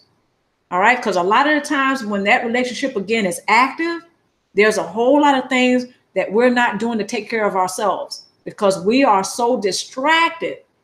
I'll speak for myself. I was so distracted by all of the shenanigans that was going on in that dysfunctional relationship with the cluster B personality. In my case, it was a cluster B personality. Okay. So a lot of distractions going on there. So in so many ways, I wasn't taking care of myself. There were certain things that just wasn't getting done. So again, that obsessive disorder is one that usually gets away from us until after we've gone no contact. Most will find it very challenging to find the support base to help them deal with the adverse effects of narcissistic abuse due to emotional, mental, and psychological challenges. One can begin his or her support base by drawing up the blueprint to their support base. Drawing up the blueprint helps one to figure out what and who may be best to become a part of his or her support base. Because, you know, just like I was talking about before, when a person is working their support base, my opinion is, and again, from personal experience, it's just very important that people that's a part of that support base, they understand the story behind the story when it comes to that trust issue. That's a big one. Okay, that's a huge one. Anybody in the support base that really doesn't seem to get it or they don't care to get it, my question is, why are they a part of my support base? And yeah, I have a couple of horror stories about that. I'll share this one. There was one person in my past who claimed to be a licensed therapist, and they were not. That person ended up going to jail. Long story short, that person had no credentials, and they were required to show their credentials. But when they came up empty-handed, they went to jail, to say the least. So I have to say, when I first saw that person, they were supposed to do the intake. I really didn't I didn't get a lot of good vibes from that person. So I was very leery, and thank goodness I had enough common sense not to share things about myself to that person. They had no credentials. They wasn't even trustworthy. Okay, so I wanted to share that because there are some people out here who they're giving false advertisements, and not only that, they don't even prove to be trustworthy. Okay, so, you know, there are some people, they're finding it very challenging just to obtain the support. I get it. You know, I really do. It's like, you know, who do you trust? And it's trial and error. You know, a lot of people, they just have to, you know, it's trial and error and just, you know, use a little common sense. And I know all of us here, we have that. A lot of us here, you know, we're smart, we're intelligent. The bottom line is there are some adverse effects that make it a little bit more challenging to find the support base, to find certain people to help us work that support base. And I'll get into some of those adverse challenges and effects a little bit later. But that's what makes it a little bit more challenging, just to find the right support base or the right people or the, you know, whatever the support base fits for you, because it's not a one size fits all. My support base probably won't work for you. Your support base may not work for me. Okay. And just, you know, just to be real about it. It's very personal. The support base, believe it or not, is very personal. It's not a one size fits all, but there are certain challenges. Okay. Pardon me. There are certain adverse effects that will make it a little bit more challenging to, number one, begin the support base. Number two, to start building that support base. to work in the support base, finding out what support base works for you. There's just a few things that kind of hinder that. It's not impossible, but it just makes it a little bit more difficult to get that started. And again, I'll get into that in a moment. Okay, so drawing up the blueprint. The first step to drawing up the blueprint is to make sure you find out where you are today. How are you doing today? Where are you today in your healing? Do you have a support base? Where are you right now? That's the first step to drawing up the blueprint. You got to find out who and what will consist of your support base. Before a person or before an architect has the constructive crew go out and build the building, they have to draw up the blueprint before actually building the building. The same with the support base. You have to have the blueprint first. You're the one that's navigating. You know, you're going to navigate it. Who's going to be a part of your support base and why? What's your support base? What consists of your support base? Is it a support group? Is it a clergyman? Do you go to the synagogue? Do you go to the mosque? Do you go to the church? You know, is there somewhere you can go that can be a part of that support base? What consists of your support base? Are there family and friends that have already proven themselves to be trustworthy? They're a part of your support base. Is there, do you go to yoga? Do you go take swimming lessons? Do you go to art therapy? Do you go to the occupational therapist? Or, whatever consists of your support base, very important. You're the one that's going to navigate it. You're the number one person in that support base. What you say goes. That's it. It's your life. You're the one who went through this thing with the covert narcissist. So when you team up with other people that understand your story behind the story, that's very powerful. Okay, and now we're going to get into just some of the challenges that a person may face while they're trying to find the support base. Who and what is going to be a part of that support base. But anyway, the first step to any support base or working any support base is to draw up the blueprint. A person, unless they draw up that blueprint, I just want to reiterate this, they're probably going to be floating around in their support base, or they're going to have a weak support base because they didn't draw up the blueprint first. I've done a few videos about just that, the blueprint, and what does that look like and what that looks like, pardon me. But when a person draws up their blueprint, they look at where they are right that minute or that moment in their life. Where are they? How do they feel? Do they have physical challenges? Do they have emotional challenges?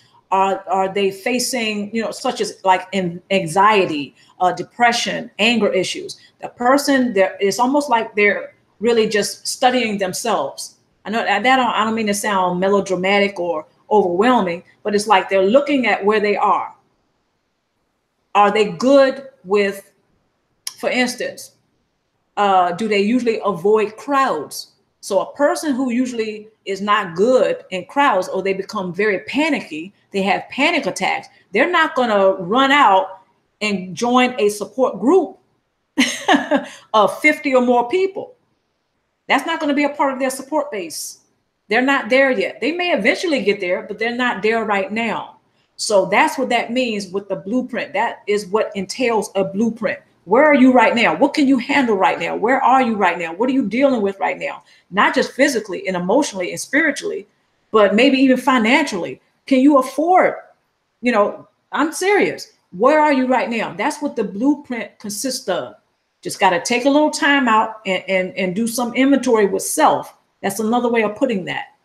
So the blueprint is the first step. The blueprint is the first step to working and starting your support base.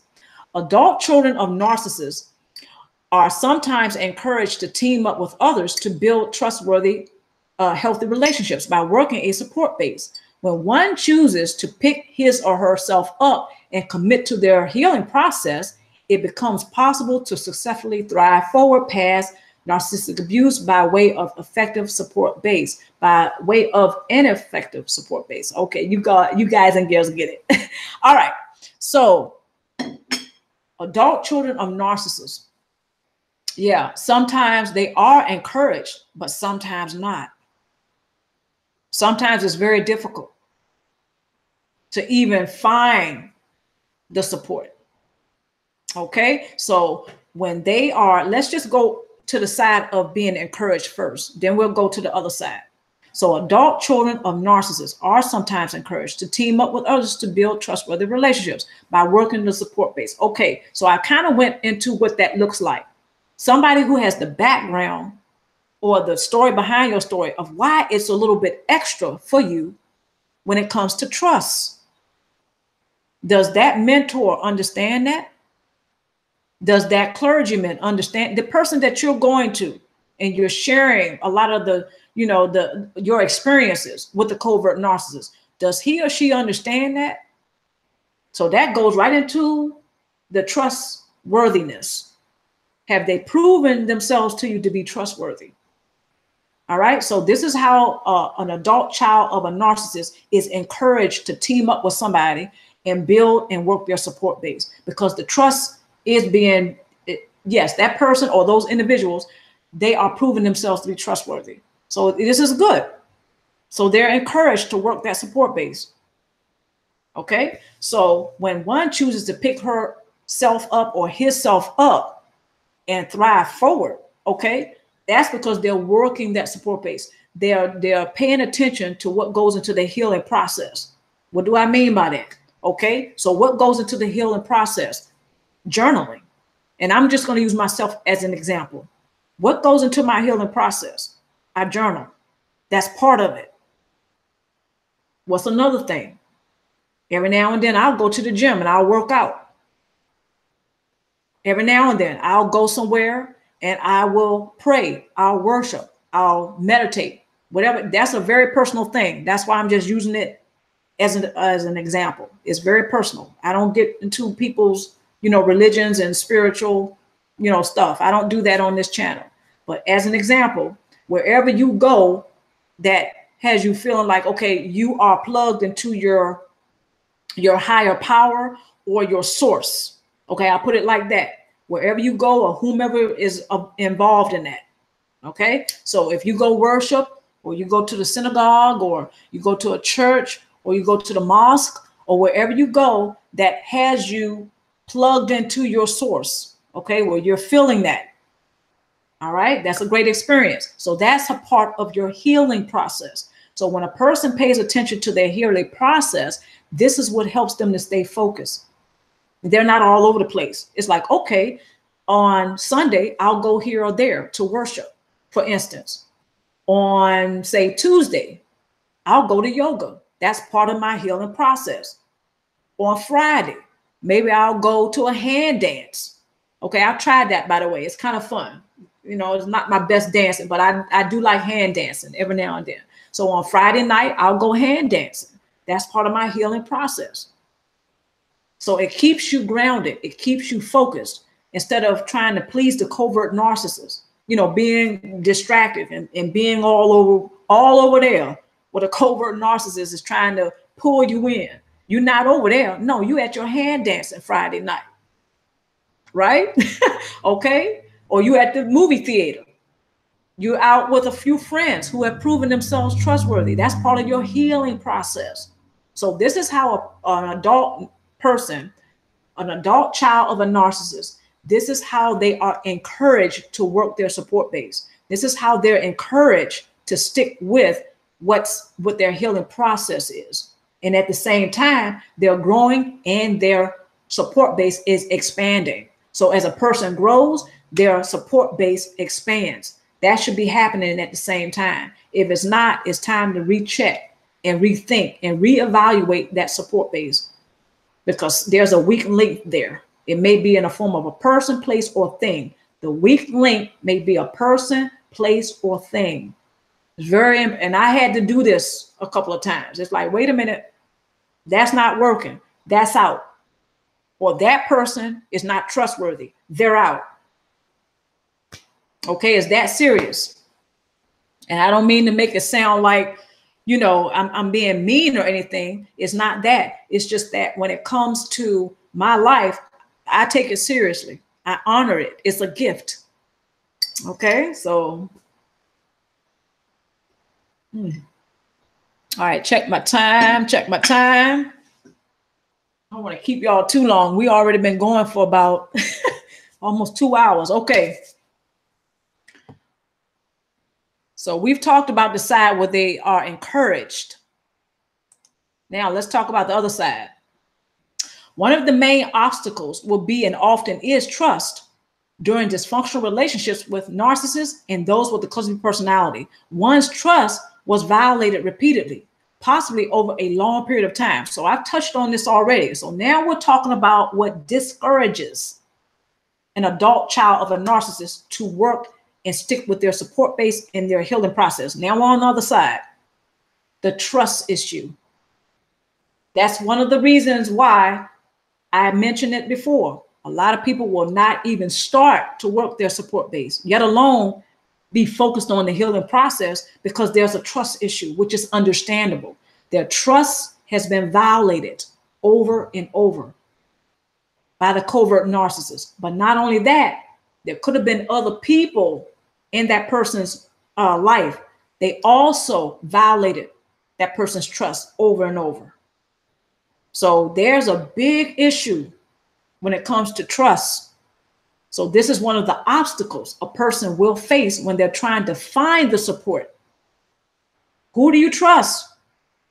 That's the overall question. Who do you trust? I mentioned before, what works for me is a person who understands a little bit of that background. Is this the person for instance, the person I'm speaking to, is this a person, and I'm going to go ahead and just say a life coach. Does this life coach understand? First of all, do they understand narcissism? Do they understand what it's like to be in a relationship? Do they have that personal touch? Do they have that personal experience? Do I resonate with this person because of that? Have they demonstrated to me? First of all, through deed and word. Secondly, through word. So have they demonstrated that they're trustworthy because they relate to what I've been going through? Because they've gone through it too. There's some counselors, there's some therapists, there are some mentors, there's some life coaches. Their lives have not been touched personally by a narcissist or cluster personality. What am I talking to them for? And I'm not telling you what to do. I'm just sharing my story with you. That's where I got to. What am I talking to this person for? Because they don't even understand. They may have expertise in mental health. Granted, they have their credentials, and I can see their credentials and everything. That's good. However, they lack the resonancy. Their lives have not been personally touched by a cluster personality or narcissist. So that's the lack of resonance right there. Therefore, there's always going to be that question in the back of my mind: can this person really support me? There are certain things that they can do, yes, because they are licensed. They have their credentials. They're able to do that. My point is this: if they are not able to understand about that trust issue, why is it a little bit extra for me with the trust? If that mentor or that life coach or the therapist or counselor doesn't get that, for me, it's a no. Why am I talking to them? Because they don't even get it. Now, granted, they may be the most awesome counselor, therapist, mentor, life coach on the planet. When it comes to the story behind the story about the trust issue, why is it so extra for me when it comes to that trust? That can be that right there. That can be a deal breaker. I know for some of you, it might be like, well, no, that person, but see, that's my point. They can do some other things. But when it comes to the trust, that's a highlightable point right there, because a lot of people who have been in the relationship with the cluster personality and the narcissist, but I'm going to zero in on the covert narcissist, because if you're dealing with the covert narcissist, Your trust has been violated. I already know that. And I don't even have to know your whole background. I'm speaking from personal experience. The trust has been violated. When I was involved with a few cluster B personalities in my day, right?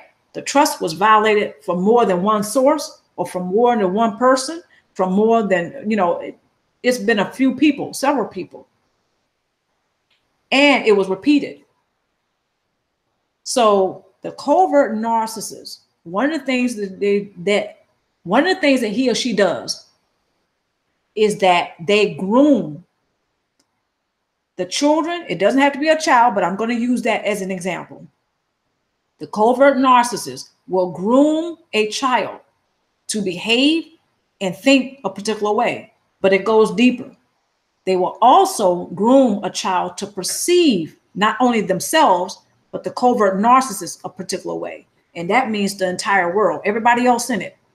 The covert narcissist will usually use the grooming process in order to obtain the source supply. This is where the trust issue comes in. That's why it's extra deep when it comes to people who have been involved with the narcissist and the cluster personality. By the time they get to the doctor's office, by the time they get to the counselor's office, by the time they get to the mentor or the life coach, they have been groomed to fear and not trust anyone who is not the covert narcissist themselves, or has a predatory nature and has the same characteristics as the covert narcissist. I don't know about you all, but I think that's very deep.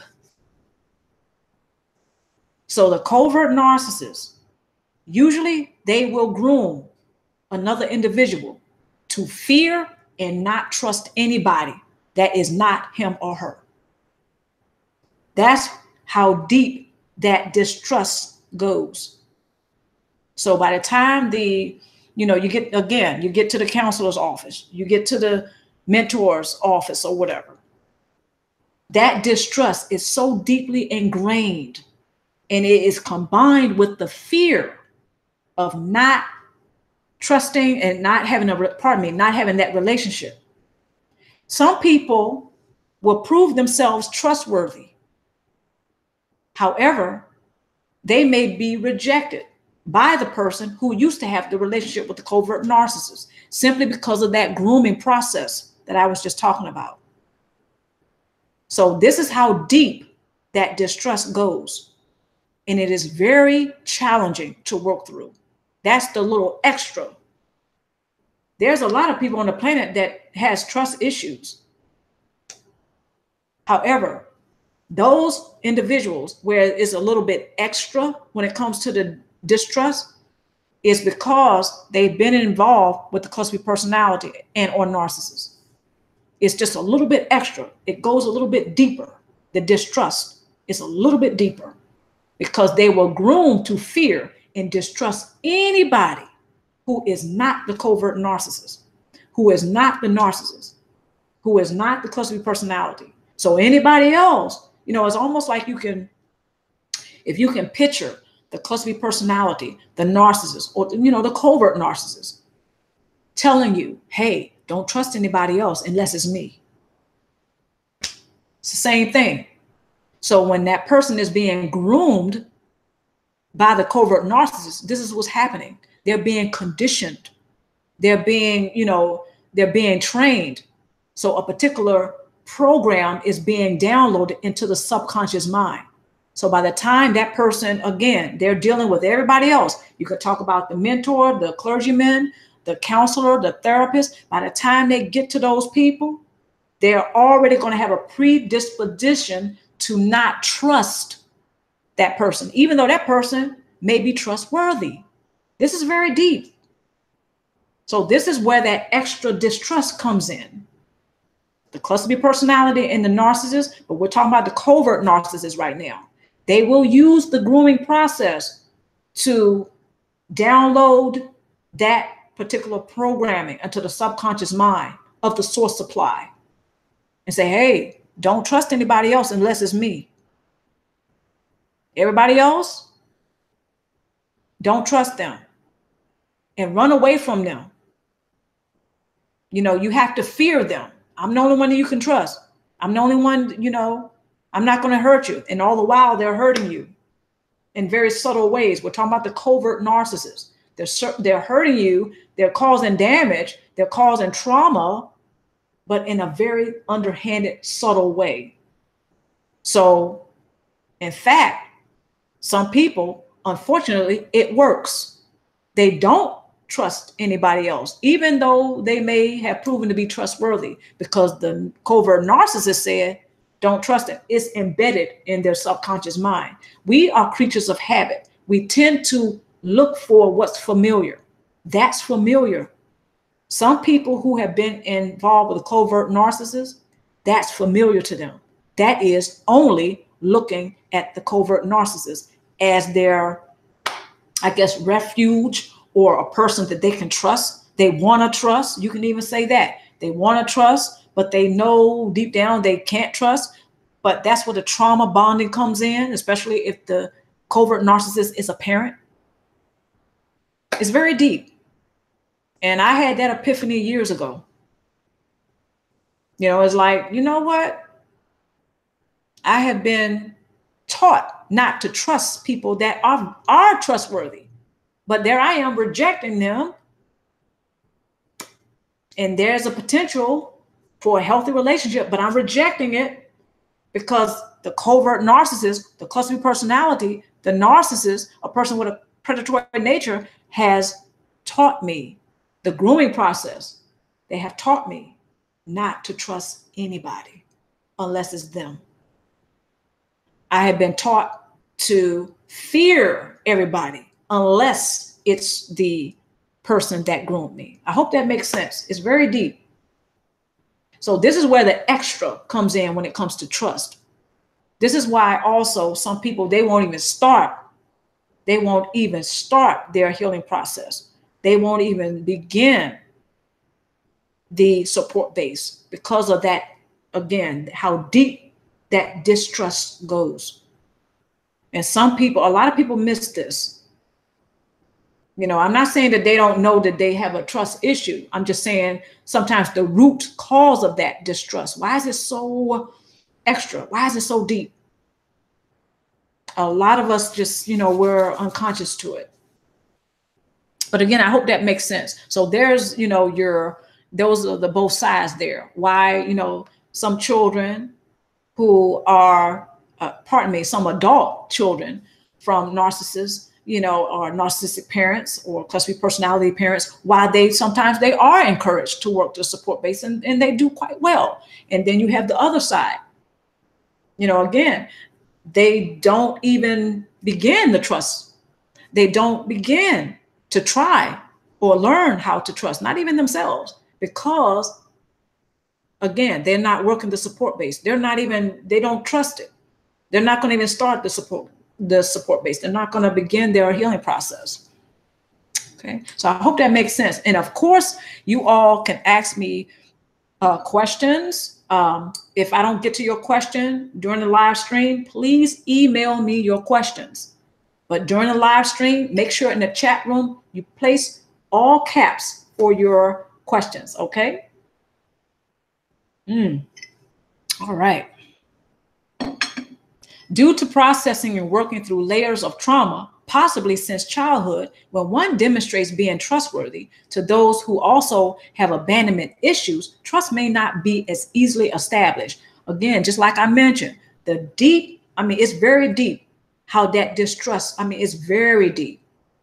It's a little bit extra for those of us who have been involved with cluster B personalities and narcissists, just a little bit deeper. That distrust thing is. And I hope it makes sense how I explained it.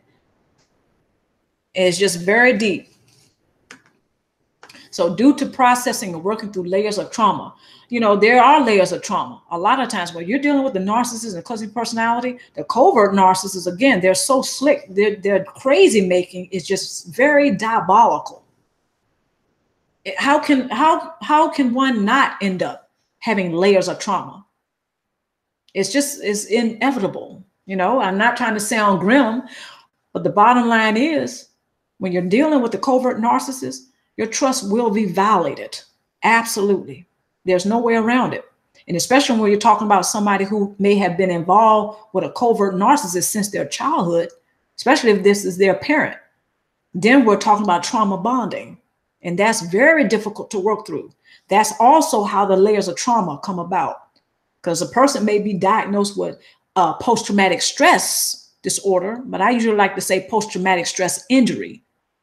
Yet they have symptoms of complex post-traumatic stress injury, which is not ever going to be diagnosed. Not right now. It's not in the DSM-5. So every mental health care practitioner must abide by the DSM-5. They have to abide by that diagnosis criteria. There is no diagnosis criterion for a complex PTSD or symptoms of complex PTSD. There are symptoms of post-traumatic stress disorder or post-traumatic stress injury in the DSM-5. There's your diagnosis criterion. So every mental health care practitioner must abide by it. You know, so a person may go to see someone about PTSD, but the symptoms for complex PTSD, they're not being addressed. This is another reason why, some people don't even start their support base. But I want to encourage all of you, please, it's better to have a support base than none at all, than no support base. It really is. Okay. So, I don't want you to take my word for it. Try it out if you haven't already. But anyway, when it comes to the childhood trauma, and I've done some videos about this, when you're talking about the covert narcissist, if the covert narcissist has anything to do with that, you're going to have that person. They're going to have issues with layers of trauma. They're going to have trauma bonding. And again, they kind of interlink. All right. But I'll get a little bit deeper into the trauma bonding. Okay. So becoming open to receiving support will be a major challenge for some due to past repeated trust violations by the covert narcissist and the so-called loved ones of the traumatized. And I did mention this before, so I'm going to go ahead and wrap this up now. Some people who have had trust issues, when you look in their background, or they have trust issues right now, right? You look in their background and the covert narcissist is there. Sometimes there's more than one. And not only that, sometimes this person, you can look back in their childhood, it's more than one covert narcissist. Sometimes not only that, it could be other people around that child that may not have the cluster B personality or the narcissistic personality, yet their trust has been violated. The child's trust has been violated by several people that the child ought to have been able to trust, such as their teachers, such as maybe their coaches, at school, at daycare, or what have you, the daycare worker, maybe a doctor, maybe a dentist, or whatever, the parents, some other family members. That child may have been surrounded by people that not necessarily have been the covert narcissist, but a person that has violated that person's trust, that child's trust. So by the time the child grows up, yeah, they're really not going to trust much of it. I mean, it's going to be very tough for that person to even open up to trust anyone. All right. And I know I'm talking a whole lot about trust tonight, but I think it needs to be said because I think that's one of the things that is very often overlooked, especially when we're talking about working a support base. All right, so let me go ahead and move forward with this. So what I want to say about that too is that when a person looks back in their childhood and they see that there's been more than one person that violated their trust, not only would they be dealing with layers of trauma, more than likely, they're also going to be dealing with the distrust. And let me go back and see something. I think I wanted to make another point. Hold it. Let me see something. You guys be patient with me. I think it was something I did want to say, but oh, wait a minute. Okay, no, I'm good. Wanted to make sure I didn't leave anything out. All right, so this person, yes.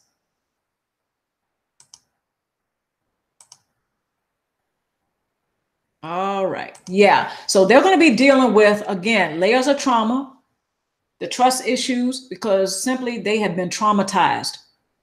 So that's a whole lot to deal with.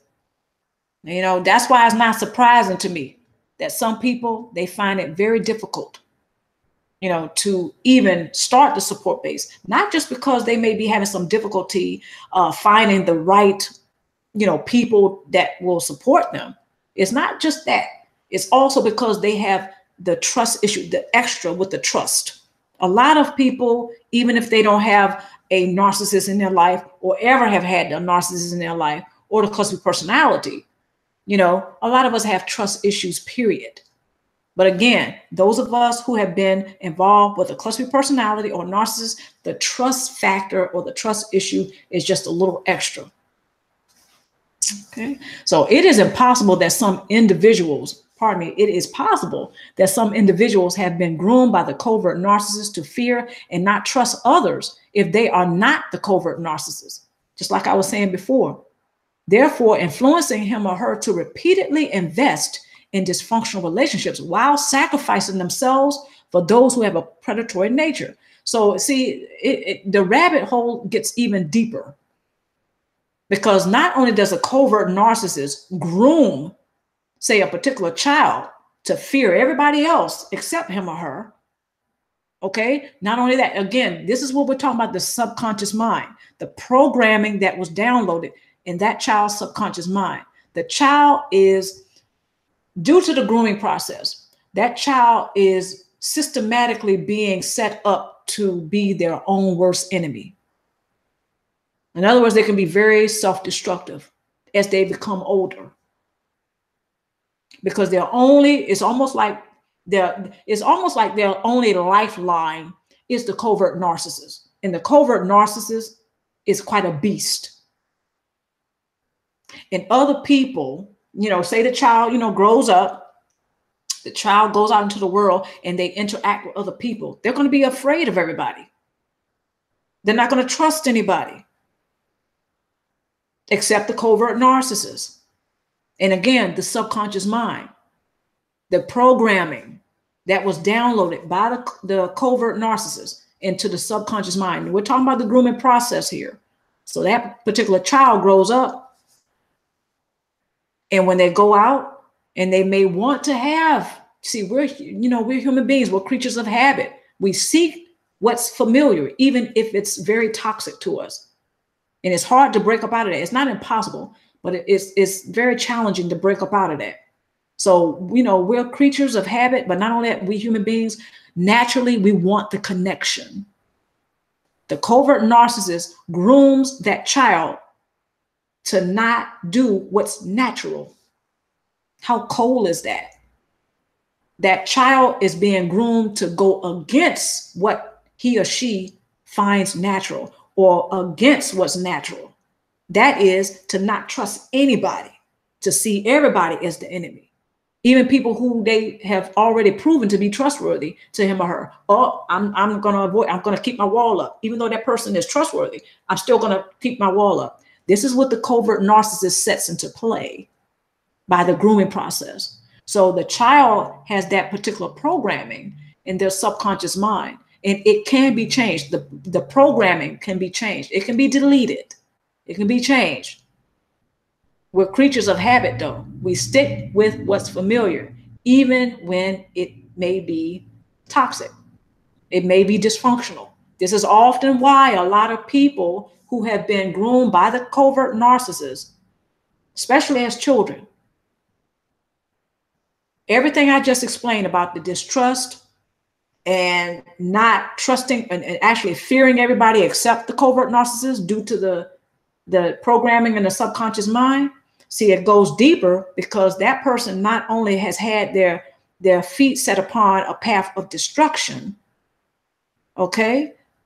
Part of that is, and this is how it gets deeper, that person, they're less likely to form relationships that are healthy. It's not impossible. It's just going to be a little bit more challenging. We tend to run the same programming in our subconscious mind until we realize, wait a minute, this program doesn't work for me. It doesn't work. I don't have healthy relationships. You know, I want the relationship, yet I find it very difficult to start the relationship. Even if it's like with the mentor, that's a relationship. With the counselor, that's a type of a relationship. So you get where I'm going with this? It's like the covert narcissist set that into motion. So that distrust is very, again, is very extra. A person who has been groomed to not trust anybody. No, even if everything looks great. I don't mean to make it sound like it's perfect, but you know what I'm saying? Somebody who shows themselves to be trustworthy, somebody who would possibly become your best friend, somebody who possibly could become the greatest spouse you've ever had, somebody who possibly can become, you know, have a great relationship with you. I'll put it like that. That is less likely to happen with the old programming that the covert narcissist has groomed that person to have. Yet it's not impossible. It's just a little bit more challenging. Because, I mean, again, the rabbit hole goes very deep when it comes to that distrust. Okay, so I just really wanted to point that out, because that person is not only walking around, you know, some of those individuals are not only walking around, and again, this is from the covert narcissist. This is the grooming from the covert narcissist, that dysfunctional relationship. So after that, the person, they want the relationship, they desire the relationship. They don't know how to attract what they want. They don't know how to make it or to manifest it into their lives, because they are fighting against what's natural, and that is to connect to other people. That's part of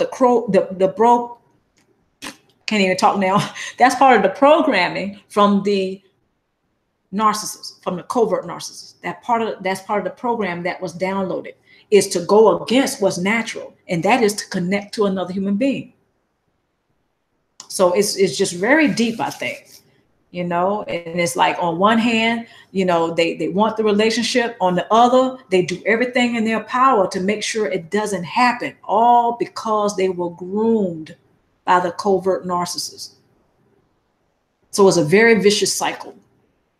And again, we human beings, naturally, we want the connection, you know? All right. Before I get too tongue tied up tonight, I think that's my cue to end this live stream. But anyway, all right. The other thing I want to point out is that the covert narcissist, during the grooming process, again, I spoke about how that places, and again, I used the child as an example, that places the child's feet upon a path of destruction. A part of that is because that child will continue to sacrifice his or herself, because the covert narcissist has groomed them to do so. You know, again, if you can imagine the covert narcissist saying, well, don't trust anybody else, you know, just trust me, and I fear everybody else because they're out to get you except me, when all the while it's the other way around. This is how diabolical some of the tactics of that covert narcissist can be. All the while, you know, the child shouldn't be trusting the covert narcissist, but sometimes it's their parent or their parents, you know, and they just, you know, they set them up for destruction. And I'm not saying that they actually end up destructive, you know, like they just end up destroyed. I'm not saying that. What I am saying is I really want to point out how diabolical the tactic of the grooming process is from a covert narcissist, and what the adverse effects could be. And that is a person who has been groomed to not have healthy relationships and to go against what is natural, and that is to connect to other people. And all the while they are desiring it, and they don't know how to bring it about. And on the other end, you know, on the other side of that, they are doing everything to make sure that they don't obtain that. They don't obtain it. They don't maintain it. They don't attract it. Yet that's what they desire. Okay, so they were groomed to do that. And thank goodness that can be interrupted. It's called interrupting the dysfunctional behavior pattern. Thank goodness we can do that. It all is, it boils down to if the person chooses to do that or not. Okay. A lot of covert narcissists, they have a predatory nature. So in order for them to maintain their false self-image, they will groom others. Unfortunately, for others, that can be quite destructive. All right. So this clamor or outcry of distrust by those who have had relationships with covert narcissists is designed to ensure that the healthy relationships with those who have proven them trustworthy to have very little chance of occurring. This is one way a covert narcissist continues to have influence in the lives of those who have or have had dysfunctional relationships with him or her. So just like I was saying, the covert narcissist, when they're grooming someone else to go against what's natural, and that is to connect with other people, that is where the distrust, again, is very deep.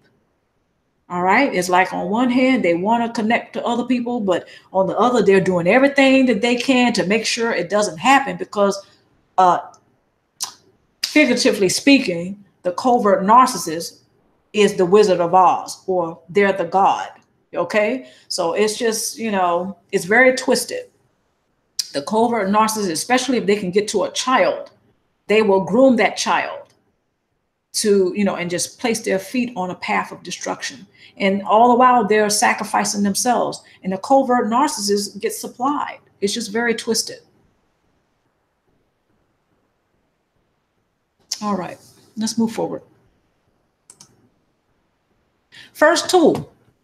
Accept that you cannot change the covert narcissist. More than likely, you will not receive support, validation, or closure by pursuing him or her. Acceptance can be very empowering during the grieving process. So first tool, acceptance. This is one that is very tough for me, even sometimes now, a little bit tough for me. But accepting that I could not change. There's particular people right now I'm thinking about, just as a reference guide. They're in my past. I like to use my past as a reference guide only. So there's a few people I'm thinking about right now. I can't change. I can't change anyone. But I'm saying for those particular people, it's like there were times that I would try to get that person to see my side, and it was just a waste of time. Cannot change others. So by me accepting that helped me out a lot. So I just want to extend that out all to you, just try to accept that really it's a waste of time to try to change the covert narcissist. Simply by accepting that he or she is diabolical in their behavior as they are, just accept that instead of wasting time and energy pursuing them and trying to get them to change. More than likely, you're going to be disappointed. Okay, so just, take it from me, the person who's made that mistake more than once. Acceptance is just the best way to go. Accept that we cannot change anyone else and they can't change us. If that gives you any comfort, the covert narcissist can't change you either. Okay, cannot change you. So, when you are seeking the support and you're seeking the validation and the closure, don't look to the covert narcissist for that. They're not going to be able to meet you halfway on that. They're not going to be interested. So acceptance, again, is very much the game changer. Acceptance. All right. Second tool, build and work your support base with a purpose. As you grow, your support base expands. As I mentioned before, as you grow, as I grow, our support base will expand. This is supposed to happen at the same time. It doesn't work if the support base is not expanding and yet you're growing, and it's kind of going to hinder your growth. If you're working your support base, either you're going to have to, do something to make that support base expand. In other words, maybe go to another class, art class. Maybe you don't go to an art class right now.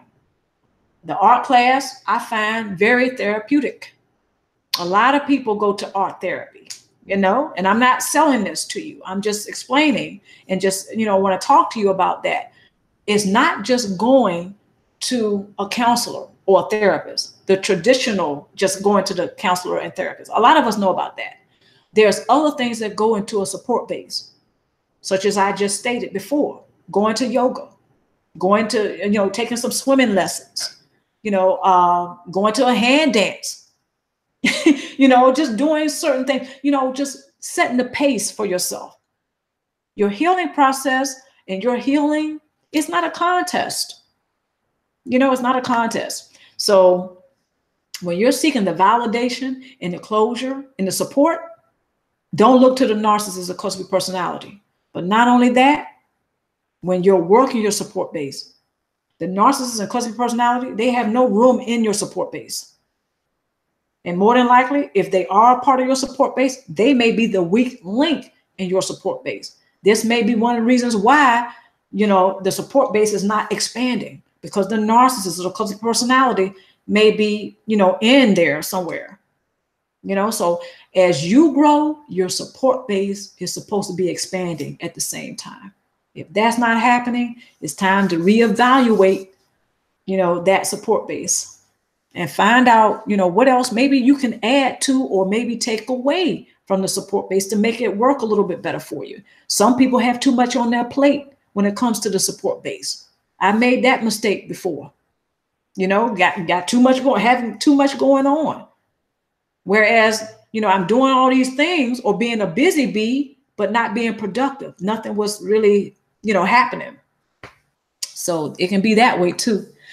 Third tool, invest in yourself by increasing your knowledge on narcissism, childhood trauma, dysfunctional behavior patterns, and how to cope and deal with both, or pardon me, with each. So when you invest in yourself, like I was saying earlier, that's one way. This is one way to focus on your own healing process, is by investing in yourself instead of investing in the covert narcissist, because they're going to have you all over the place. They're not interested in your well-being. So by investing in yourself, this is one of the most excellent ways that you can continue to stay focused on your own healing process and your own support base and what it's going to take to have you thrive forward. Okay, you want to keep thriving forward. You don't want to keep, you know, backtracking, because the narcissist and the cluster personality, the covert narcissist, will have you keep backtracking. You will be backpedaling a lot. And before you know it, you will feel like, and it will seem like, you're living in the past. You're not even present. You're not even able to engage in your present moment. How can you when you're in the past? And the narcissist and cluster personality, they keep dragging you back in the past. You ever notice how the narcissist and cluster personality, they always want you focused on your past? Well, that's why. Because they get to tap into your energy field when you're engaged in your past. Because while you're in your past, how do you feel? Right. Depressed, anxious, maybe angry. There seems to be unfinished business, but it doesn't seem to be happening. In other words, you're always waiting for the other shoe to drop. All these, you know, unpleasant emotions. The narcissist and the cluster personality, they're tapping into your energy field. All the while, our emotions are energy in motion. Okay, so invest in yourself for a change. Work your support base. Stay focused. Yeah, sometimes it might be a little rough, but it's worth it. So increase your knowledge. That's another way that we all invest in ourselves, whether we're going to college, whether we're taking a class or going to a seminar or financial gain or financial literacy, you know, whatever we're doing. Investing in the self is very much the game changer. All right. So when we increase our knowledge on narcissism, childhood trauma, you know, and all these things, that's another way of investing in the self. And the narcissist and cluster personality, I don't know about you, but I don't see where they would fit into that. They really don't fit at all, in my opinion. Not in that. So the references and resources, you will find them in the description box below. And when this video is posted up, of course, that's where you'll find it, in the description box below. So please take some time out for the references and resources. And I put quite a bit of links in there for you. Actually, the video that I put out today, it has the same references and resources that I have here for you. Okay, so please check those out. Oh, my green tea is cold now. Yeah, but it's still good. Okay, and on that note, I want to show you all something. I did put this in the references and resources. This book here, I'm still reading this book. You can see it's kind of thick. And this book that's this size, I can usually read in like one weekend, but I don't always have the time now to do that. But this book is a part of the references and resources. This is an excellent book to read. Okay, so I'm probably going to do a live stream just on this book alone. All right, this is an excellent book simply because it talks about childhood trauma, and it also talks about, you know, when I was talking about that distrust when it comes to some people who are working their support base, and a part of their support base is a counselor or a therapist. This book touches on that. I have never read a book before that touches on that. You know, how, you know, the distrust issue, and how when a person goes to a counselor or a therapist and how they have to work through layers of trauma. This book is excellent. It gets all into that. All right. Now, I've read a lot of books in my day, not just about childhood trauma, but just period. And I've never read a book that went into excellent detail like this does about that. Okay. All right. So I have here some videos suggestions. They're my videos. So those links are there for you in the references and resources. Okay. All right. I know I kept you guys long enough, but thank you for bearing with me. And let's see. Oh, my tea is cold. All right. I guess I'm just going to have iced tea for tomorrow. Sometimes I like to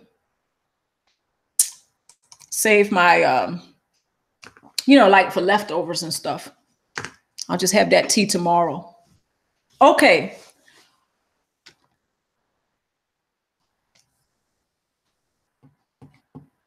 Wow. Okay, here is Monkey Jim. Welcome to the channel. Welcome to the live stream. Hi, Jacqueline. Welcome to the live stream. I love that you all are interacting with each other in this chat room.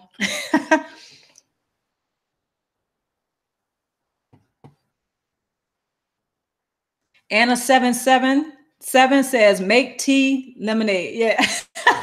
Yeah. I'm going to do that too. I think I will do that.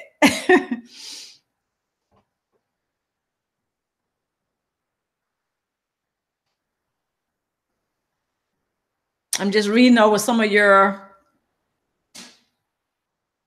comments here.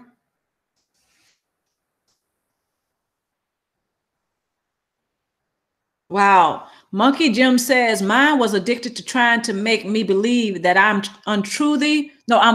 unworthy or unimportant. She was addicted to tearing me down, and she enjoyed it like a sadist. Wow. First of all, Monkey Jim, I'm so glad that you shared this with us.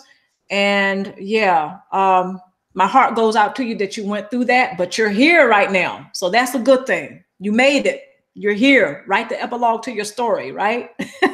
But yeah, some of these covert narcissists, they will, again, a lot of their diabolical tactics are just that. And that's even an understatement.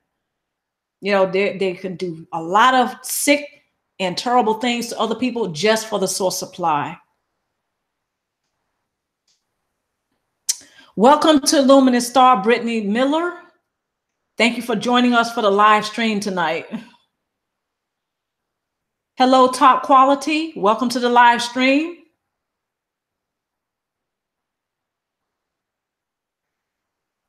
Top quality says, really needed this support tonight. Couldn't have timed it any more perfect. Well, thank you. I'm glad to be of service to all my stars. Everybody who's here tonight, thank you very much for joining me for the live stream. And I was trying not to be too long-winded, but a lot of my stars know that once I get, I start sinking my teeth into a topic, I can just go.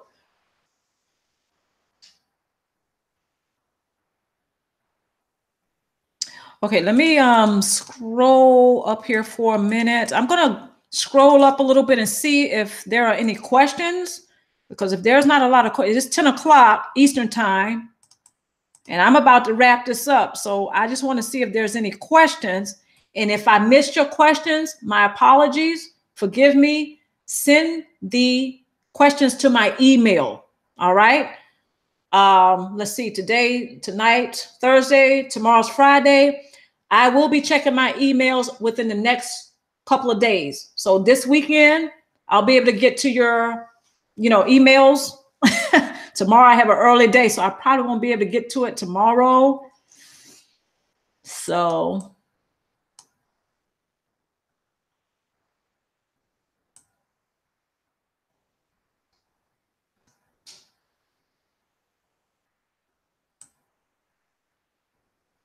okay, just checking for questions. And I love these comments, you guys. Thank you so much. I need to get me a couple of monitors for all of my live streams.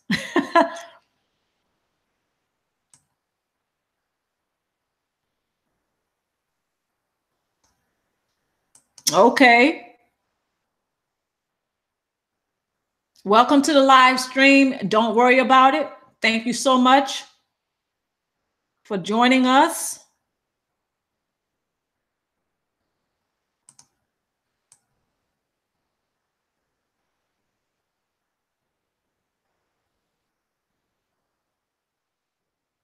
Checking for your, okay, so it seems like not too many people have a lot of questions, but again, send your questions to my email should you have any. Well, actually, I have a question for all of you. What do you think about some of the things that I discussed tonight about the covert narcissist, especially when it comes to the distrust issue? I mean, do you all really think that that distrust issue is a little bit extra with, all of us who have gone through something with the cluster personality or the narcissist? Do you think that that's why the trust issue may be a little bit extra for some of us? I mean, what do you think?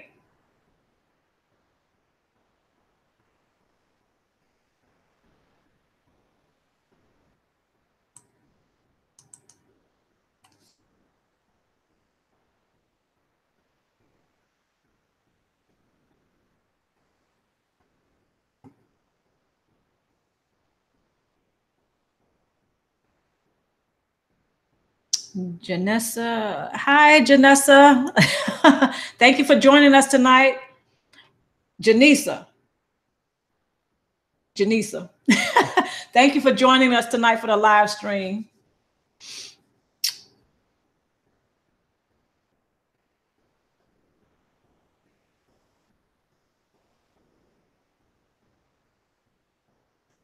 Okay, and I'm loving all of your comments and stuff. I just thought I would put that question out because this is something from my own personal experience. I have actually heard some others testify about, give their testimonies, that the trust issue is so deep. A lot of us already have trust issues, but once you have dealt with a narcissist or cluster personality, it just, again, the trust, it's just a little extra.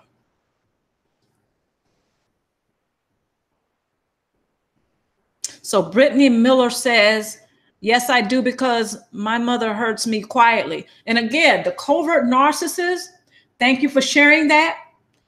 They're very underhanded. They are very good with going out into the world and presenting this. And again, it's the false self-image. The key word is false. So they go out into the world and they look like a saint. They look like a martyr. And all the while, they're terrorizing their own families sometimes. It even could be pets. It doesn't have to be other human beings. It could be pets that are in the family. The covert narcissists, sometimes they will do underhanded things. It can be kind of scary sometimes.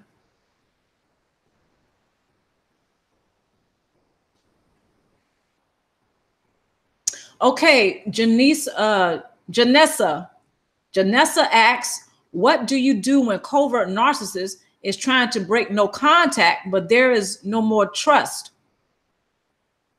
Well, this is one of the things, great question, Janessa. One of the things that's going to happen is that the covert narcissists, they're going to, when they're doing their diabolical tactics, when you have decided to go no contact, first of all, they're going to try to see if they can hoover you back in. And I call that the 1-2 punch. They hover first and then they hoover you back in. So just because you've gone no contact, first of all, that's a great thing. But that doesn't mean the covert narcissist will go along with it. They're looking for the source supply. Okay, so what do you do to break no contact? Pardon me. So you're asking, what do you do when the covert narcissist is trying to break no contact, but there is no trust? Well, like I said, they're going to do a lot of things to try to hoover you back in. So the one thing you can do is to demonstrate your growth, meaning stand your ground. If you I don't know if you have or not, but if you've already decided to go no contact, congratulate yourself right there. That's something to celebrate. The covert narcissist has nothing to do with what you have decided. That's what you want to do. One of the worst things that can happen is that you renege, or backpedal or go back on the no contact, because you already know the covert narcissist is going to, somehow punish you for that. I'm trying to use my words very lightly on that, but I think you get where I'm going. They're going to try to make up for lost time. So if you've gone no contact, continue to focus on your own healing and work your own support base. And just make sure that you demonstrate your own growth.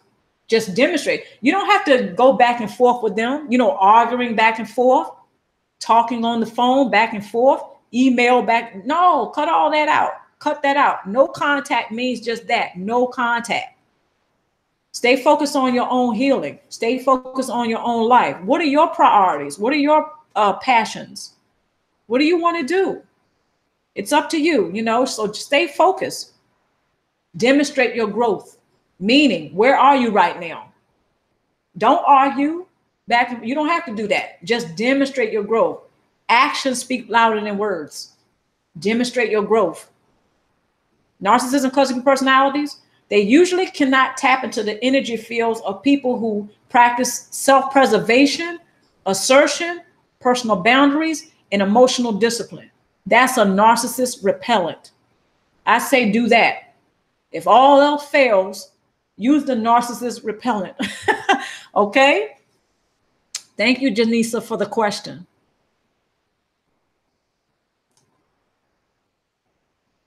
Top Quality says, tell him to jog on. Okay. Yeah. What Top Quality said. Tell him to jog on. Just move on. Stay out of your life, Monkey Jim asked me, am I no contact? Yes, I'm no contact.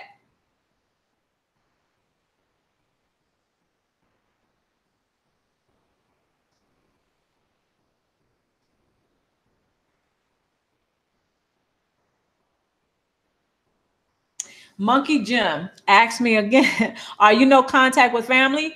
How do you deal with it? Well, it took me a little time. It took some steps. One of the things I do every day is to demonstrate my growth. Thank you for the question. That's one of the things I do, meaning action speaks louder than words. For example, you saw what I just did with the, maybe you didn't, but I received a card earlier from a person I haven't had a relationship with in 2 years. Why should I keep anything of him or her? I don't need any. Why do I need a letter or a card? It's a sweet gesture, but I don't engage. I demonstrate my growth, meaning I'm no longer available for dysfunction.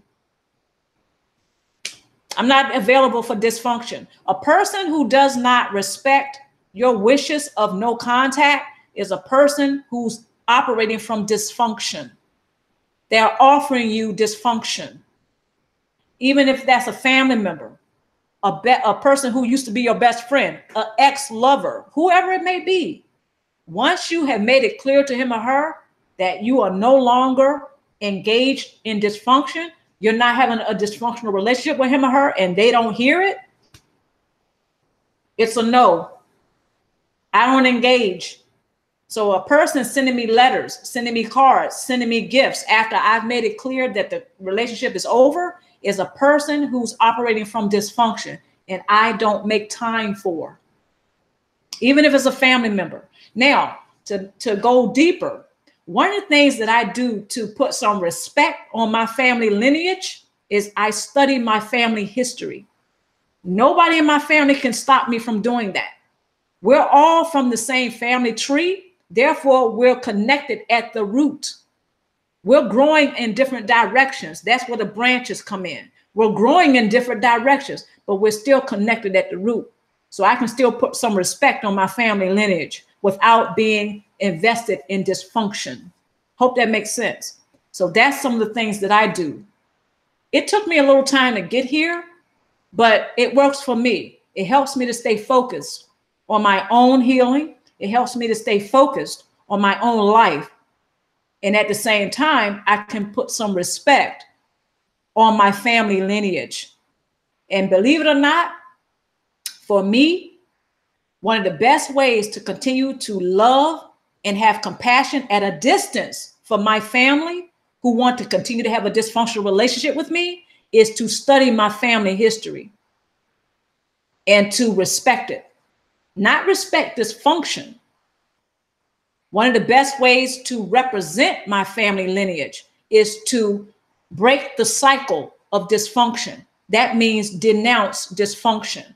And I do that by deed, not just word. Hope that makes sense. I absolutely love that you asked me that question. Thank you. So that's what I do. A person, sometimes they just have to stand firm from a place of compassion and love. They have to stand firm and continue to denounce dysfunction. Hope that makes sense.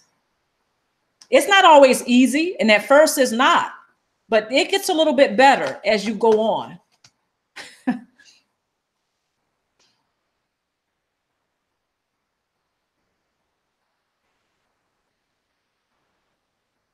Okay.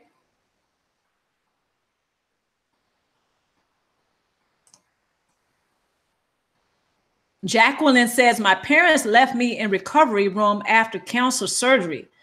Wow. My mom did not even show up to learn how to change my drainage tube. Cannot come back to them after that. Jacqueline, I'm so sorry you went through that. However, I'm glad you're here. Congratulations on being here. Okay, that's, sometimes when we find out certain people in our family, actually anyone for that matter, that we desire to have a functional or a loving relationship with, and they show us that they're not capable, they're not willing, or they're not ready to do so, it's a no. It's a deal breaker. That's not somebody that, you can keep on giving place to in your life. So Jacqueline, again, congratulations for, finding out that maybe, this is just not worth it, having a relationship with people, even though you may love them, you may care, you may have compassion, but when a person is not reciprocating your love, your caring, your compassion, it's probably a no-brainer. I mean, it's a no deal. It's a deal breaker. It's like, no, can't do that. And again, you can love a person at a distance, but sometimes you just have to just demonstrate your growth. All right. So Brittany Miller, thank you so much for joining us, and good night, my dear. And I hope you join us next time for the next live stream. All right. Okay. And on that note, yes, I'm about to get me some sleep too, because I have to get up tomorrow a little bit earlier than usual. And I'm going to have a full day tomorrow, meaning I'm going to have several things I have to do tomorrow. So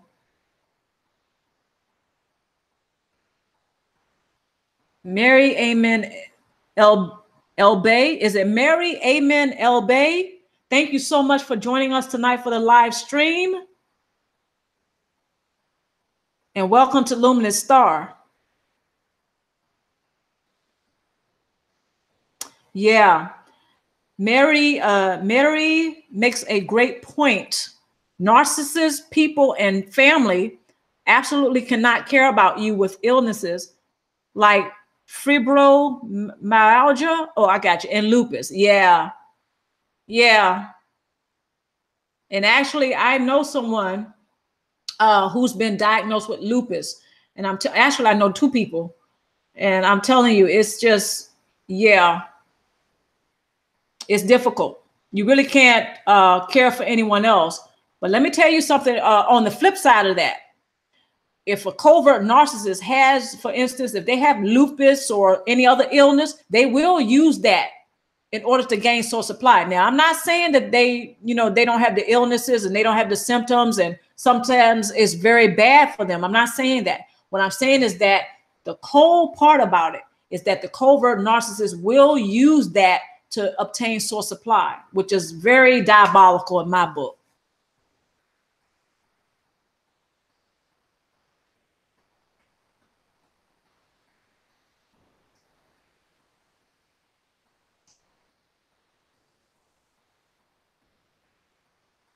Okay, again, I want to thank everybody for joining me tonight, but I'm going to have to get me some sleep now.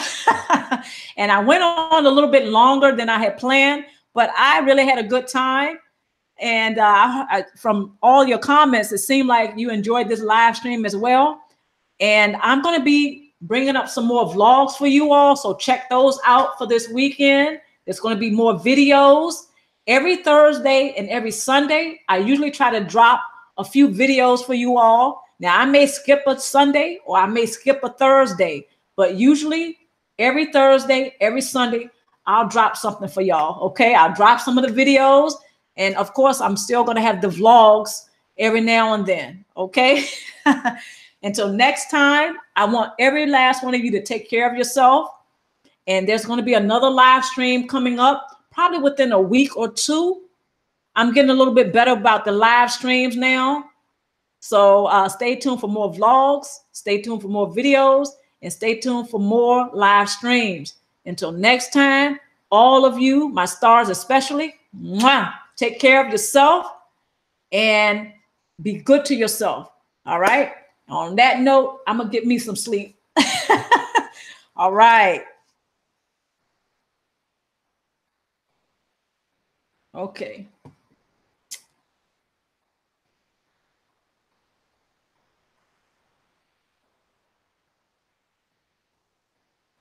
All right. Y'all be good.